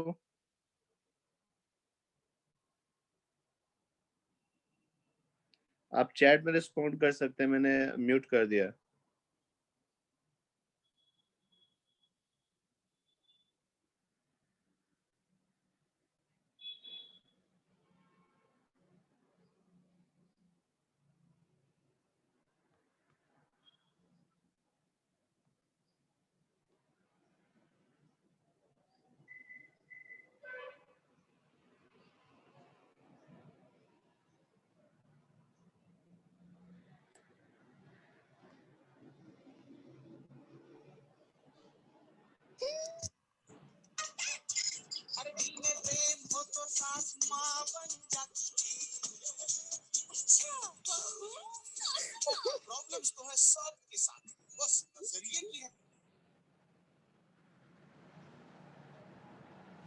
बेटा आप लोग 1 मिनट वेट करिएगा।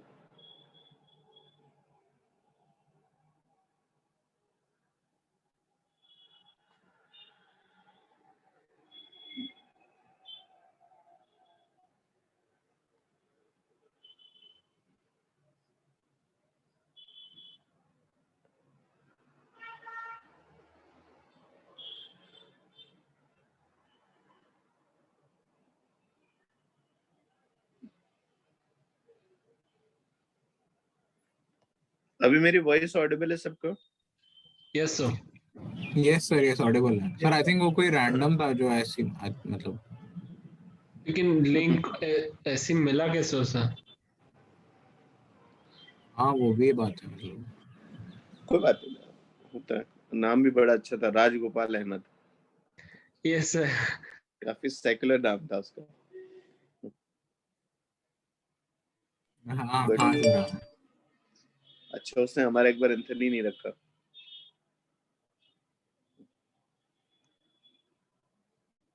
चलो तो आपकी स्क्रीन फिर चली गई सर। ओके, फिर से ट्राई करता हूँ बेटा।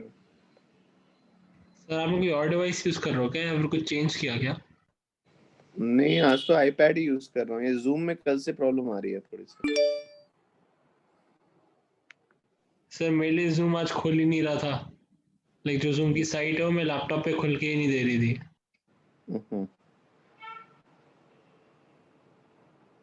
लैपटॉप पे तो ओपन ही नहीं हो रही है साइट, मेरा आईपैड पे चल रहा है। Yes sir. ये दिख रहा है बेटा आपको? Yes sir, principle of calorimetry. Calorimetry दिख बहुत रहा है, दिख सिंपल रहा सा डिस्कशन है कि आप जब प्रिंसिपल कैलोरीमेट्री की बात करते हैं तो जैसे मान लीजिए आपके पास एक सैंपल था मास का, उसका आपने m1 लिखा, उसकी स्पेसिफिक हीट S1 थी और टेम्परेचर θ1 है ना। ऐसे मान लो आपने वाटर का एक सैंपल लिया, ये हॉट वाटर था सर। हॉट था इसका मतलब से इसको जिसके साथ मिक्स करने वाले हो उसका टेम्परेचर थोड़ा सा कम है। ठीक, ये मास कितना है M2, स्पेसिफिक S2। S2 लिख दिया जस्ट कि मान लेते हैं अगर दो अलग अलग लिक्विड को मिक्स करते तो, है ना।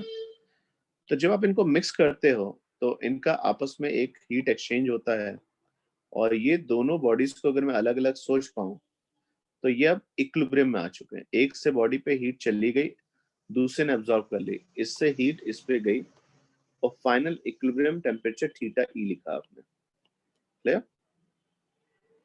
अब अगर कोई क्वेश्चन पूछे सर क्या हुआ होगा, तो मैं अज्यूम करके चल रहा हूँ कि सराउंडिंग में कोई हीट नहीं ले रहा है, तो सराउंडिंग का अगर मैं हीट लॉस नेग्लेक्ट करूं, नेग्लेक्टिंग लॉस टू सराउंडिंग, अगर सराउंडिंग का लॉस आप नेग्लेक्ट करें तो पक्की बात है एक ऐसी बॉडी होगी जिसने हीट रिलीज करी होगी। ऑब्वियसली जो हॉटर बॉडी थी उसने हीट रिलीज करी, और जिसने हीट गेन करी वो कोल्ड बॉडी। हॉटर बॉडी ने कितनी हीट रिलीज करी होगी, वो आंसर हो जाएगा M1S1। वो θ1 से ठंडा होकर θe पे आ गया। क्लियर? और दूसरी बॉडी जिसने हीट गेन करी वो θ2 से गर्म होकर θe पे आ गया। रिलेशन क्लियर है? तो heat release equal to heat gain, अगर मैं सराउंडिंग के हीट लॉस को नेग्लेक्ट करूं तो ये रिलेशन आता है। क्लियर? और ये रिलेशन हमें आगे चल के यूज करना है। पक्का? तो जैसे अगर मैं आपको क्वेश्चन तो बहुत सिंपल सा कि सर मेरे पास 5 kg वाटर था, और ये आपको बता दिया गया बेटा कितने पे, 60 डिग्री सेंटीग्रेड पे। सर एक 3 kg वाटर सैंपल के साथ इसको मिक्स करते हैं, जो खुद कितने पे था, 80 डिग्री सेंटीग्रेड पे। फिर जब आप दोनों को मिक्स करते हैं, मान के चलते हैं कि इससे सराउंडिंग का हीट लॉस नेग्लिजिबल है, तो इक्विलिब्रियम टेम्परेचर क्या होगा। छोटा सा क्वेश्चन है। स्पेसिफिक हीट ऑफ वाटर सबको क्लियर है बच्चे? 1 किलो कैलोरी पर केजी डिग्री सेंटीग्रेड। क्लियर? तो थीटा ई का मतलब बेटा क्या होगा, जो 80 डिग्री सेंटीग्रेड 3 केजी वाटर जो 80 डिग्री सेंटीग्रेड पे है वो ठंडा होके कितने पे आ गया, थीटा ई पे। तो क्या उसने कुछ हीट लॉस लिया होगा? Yes sir. क्या उसने कितना हीट लॉस लिया?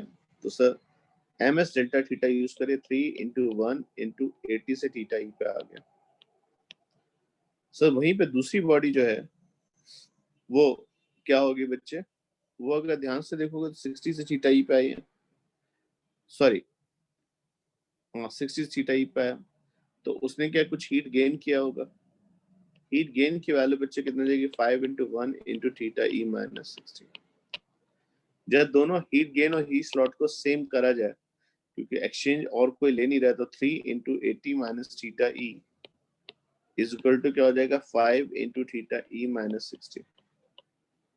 इस वैल्यू को अगर ठीक से लिखोगे तो 240 minus 3 theta E is equal to 5 theta E minus 300। Shift करिए बच्चे, इसको 540 लिख सकते थे, और 8 थीटा ई। तो थीटा ई की वैल्यू बच्चे अगर आप साथ सॉल्व करोगे तो 540/8, 270 divide by 4, 135 divide by 2, approximately 62.5 आ जाएगा। तो टेम्परेचर बच्चे ध्यान से देखना, यहाँ पे 80 से गिर के 62.5, और क्योंकि ये 5 kg वाटर था, थोड़ा सा ज्यादा था, तो टेम्परेचर केवल 60 से बढ़ के 62.5 आएगा। क्लियर? इक्विलिब्रियम टेम्परेचर क्लियर है आपको? यस सर, यस क्लियर है। सर फाइनल आंसर क्या आया था? 62.5 degree centigrade. Okay sir. Okay, yes sir, yes sir. अब अगर मैं आपको एक क्वेश्चन दूं, ऐसे एक छोटा सा क्वेश्चन और है। आप क्या करते हैं बच्चे, आपके पास 1 kg आइस है -20 डिग्री सेंटीग्रेड पे, सुपर कूल्ड आइस। इसको बच्चे आप क्या करते हैं, 1 kg वाटर के साथ मिक्स करते हैं, और जो वाटर था उसका टेम्परेचर बच्चे आपको बता दिया है कितना आ रहा है बच्चे, 60 degree centigrade. Clear? Done? Yes sir, तो यस। क्वेश्चन पूछा गया था फाइनल टेम्परेचर क्या होगा। Find final temperature. जरा ट्राई करिए बेटा क्वेश्चन को, 1 मिनट में आपको दे रहा हूँ।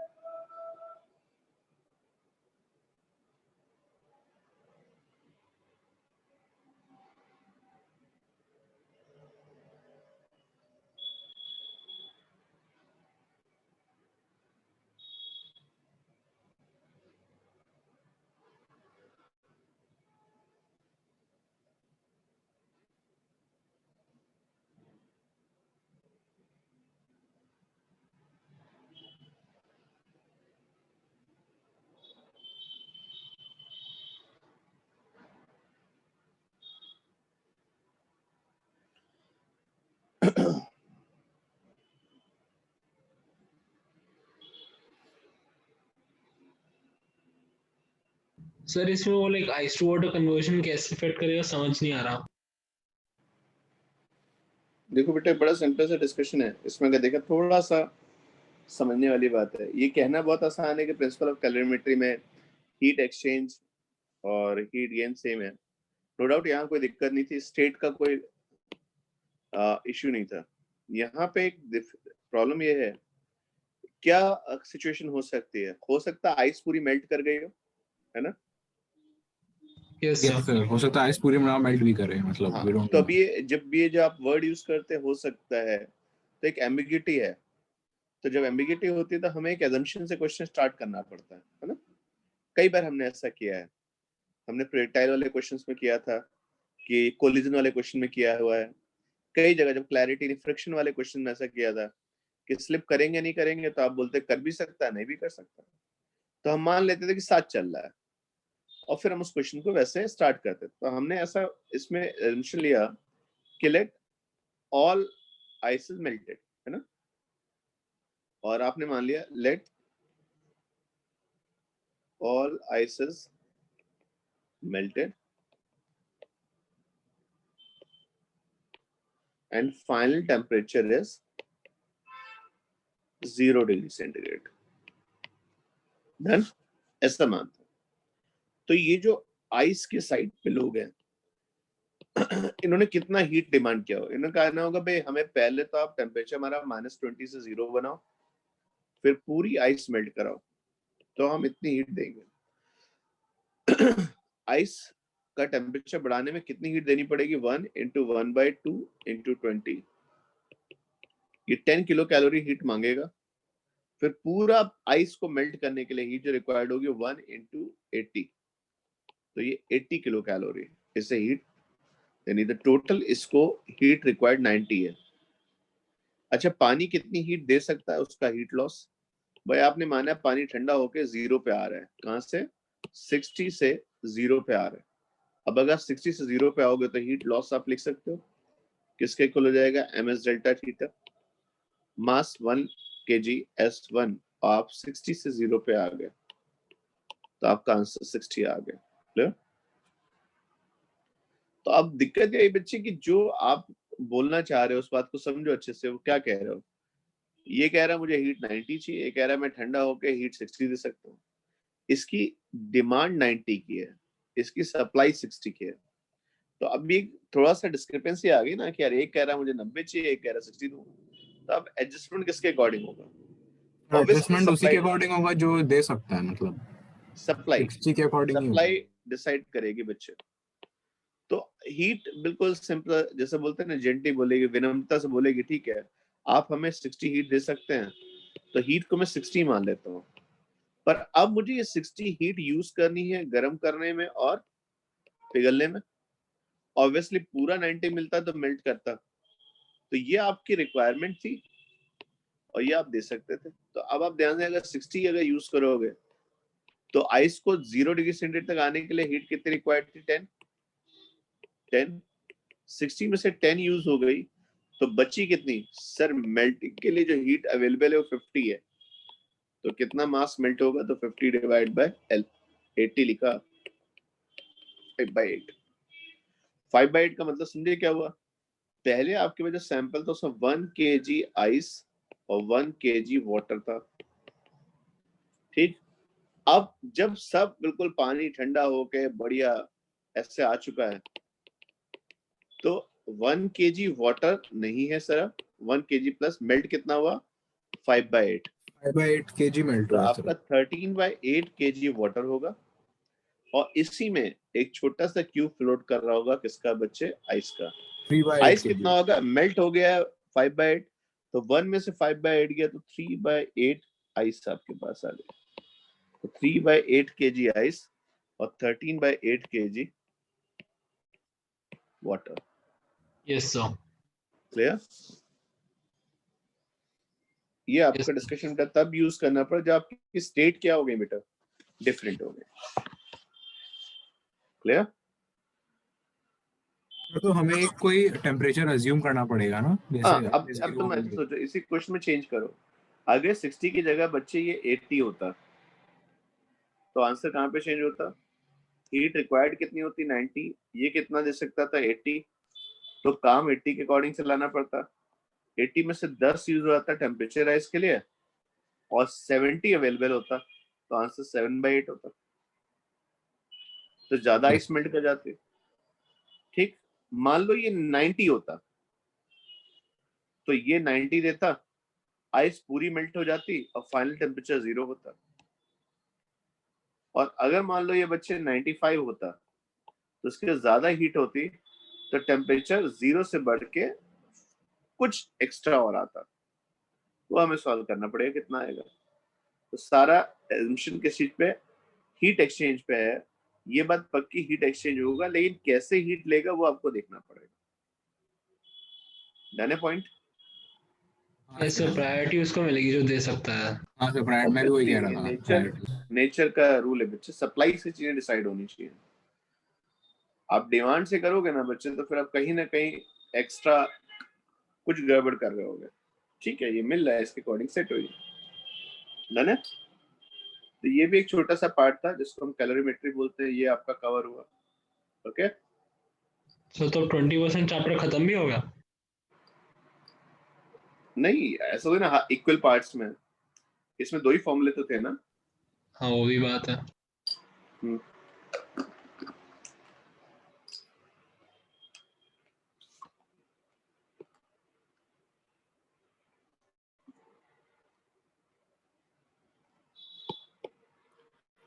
नेक्स्ट क्वेश्चन आता है बच्चे आपका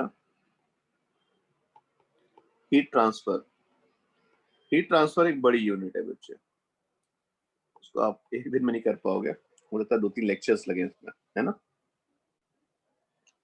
अब अगर मैं आपसे बात करूं बेटा, हीट ट्रांसफर के डिस्कशंस को लिया जाए, तो हीट ट्रांसफर के जो मोड्स होते हैं, कैसे आपकी एक बॉडी से दूसरी बॉडी पे हीट जा सकती है, जिसको हम हीट बोलते हैं, एनर्जी बोलते हैं, वो मोड्स ऑफ हीट ट्रांसफर क्या है? क्लियर? सबसे पहला बच्चे मोड्स ऑफ हीट ट्रांसफर आपके पास आता है कंडक्शन।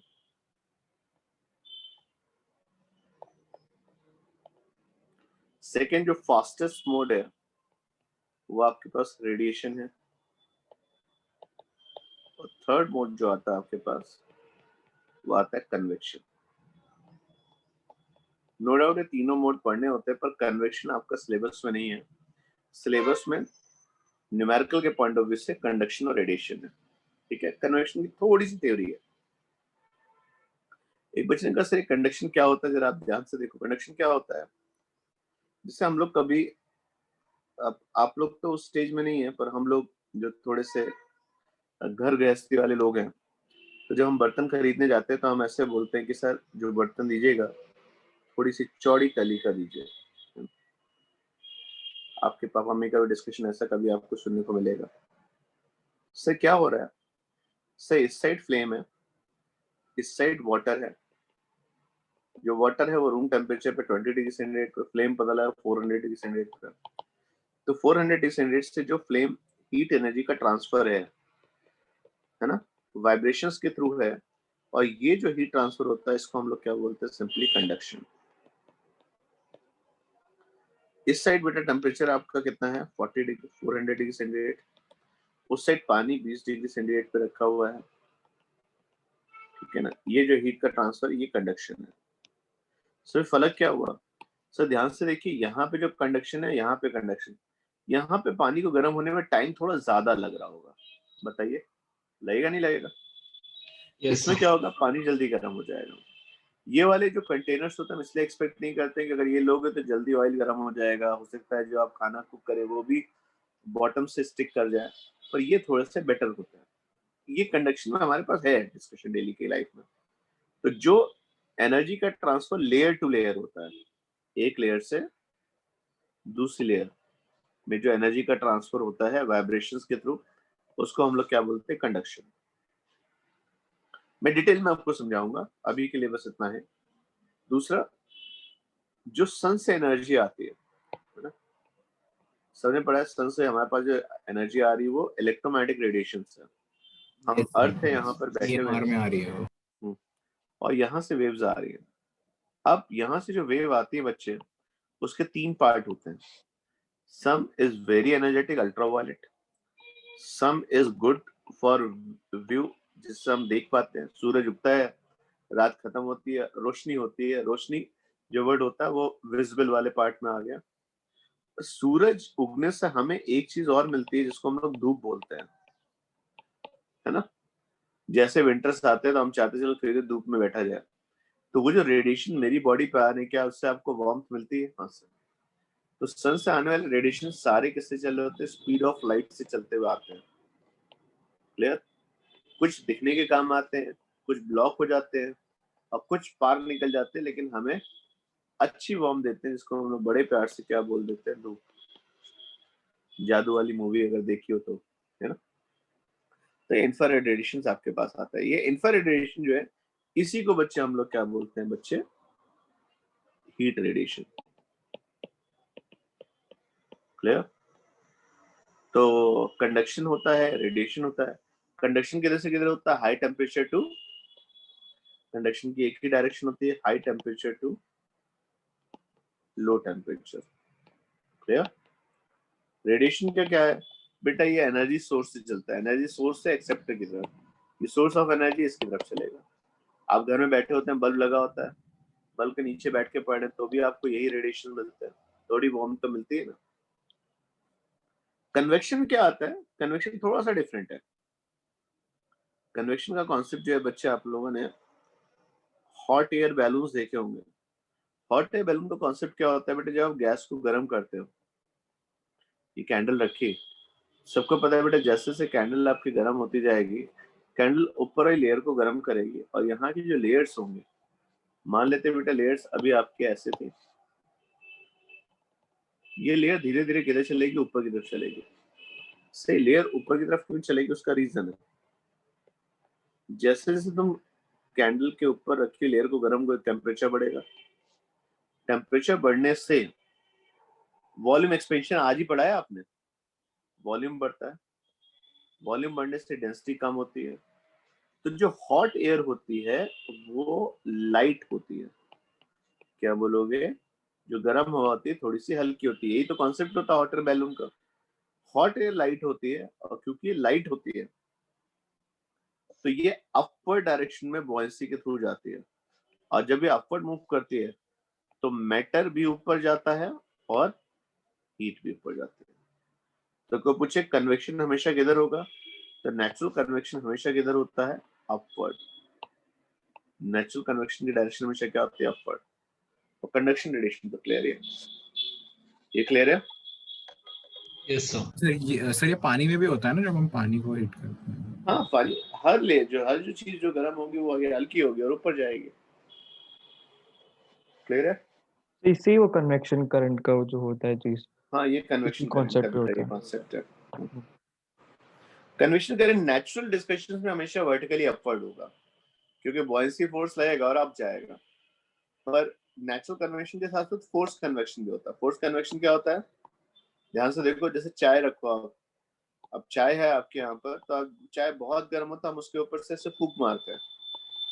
वो जो एयर उसके ऊपर से आप ब्लो कराते हो, वो जब एयर इस वेपर के साथ कांटेक्ट में आती है तो इसको लेके दूर चली जाती है। तो यहाँ भी हीट का ट्रांसफर हो रहा है लेकिन अप नहीं हो रहा है क्योंकि आप फूक इधर मार रहे हो तो इधर हो रहा है। नेचुरल कन्वेक्शन हमेशा किधर होता है? अपवर्ड। क्लियर? रीजन क्लियर है? नेचुरल कन्वेक्शन का मेन रीजन क्या है? ग्रेविटी। ग्रेविटी से क्या आता है बेटा? Pressure gradient. प्रेशर ग्रेडियंट से क्या आता है?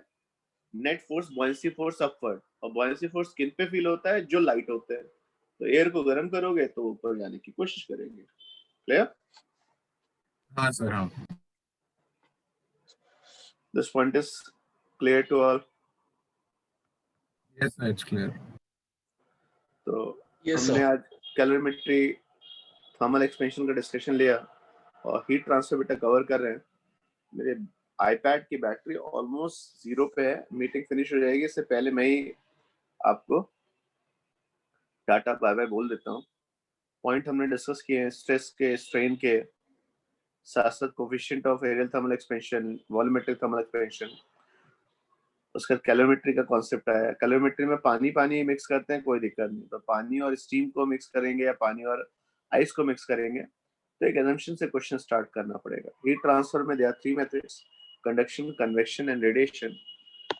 We will focus only on conduction and radiation. Okay? काफी इजी है, मतलब कैलोरीमीटर मेरे काफी इजी लगा वो हीट ट्रांसफर, मतलब वो भी। ये बच्चे मुझे भी देखो, मजा आया इस वाले पार्ट में तो। हाँ, आप मुझे ऐसे मुझे सब भी। धीरे धीरे पढ़ोगे ना तो उसमें देखो, मैंने बोला है, आप एक पॉइंट से स्टार्ट करते हो और एक एपिटोम है, उसका शिखर है जहां पे आपको पहुंचना है। तो अभी तो आपने जस्ट स्टार्ट की चीजें ना, तो क्वेश्चंस के थ्रू अपनी नॉलेज को चेक करते हो, गेन करते हो और रीचेक, जैसे बोलते हैं ना, इफ देन के जो लूप चलते हैं। If you are getting right answer then go ahead, if you are getting mix answer, कुछ गलत है, फिर से एक बार थ्योरी पढ़ो, फिर से क्वेश्चंस को पढ़ो और इफ देन के लूप को चलाते रहो जब तक आपका 100% एक्यूरेसी नहीं आ जाती है। एटलीस्ट 95 प्लस तो है। तो ये यस सर। अभी स्टार्ट हुआ है, धीरे यस धीरे हम सर, जब यस। इसके क्वेश्चंस करेंगे तो बात आगे बढ़ेगी। ठीक है? Okay sir, okay, okay. Bye bye. Thank you sir, bye.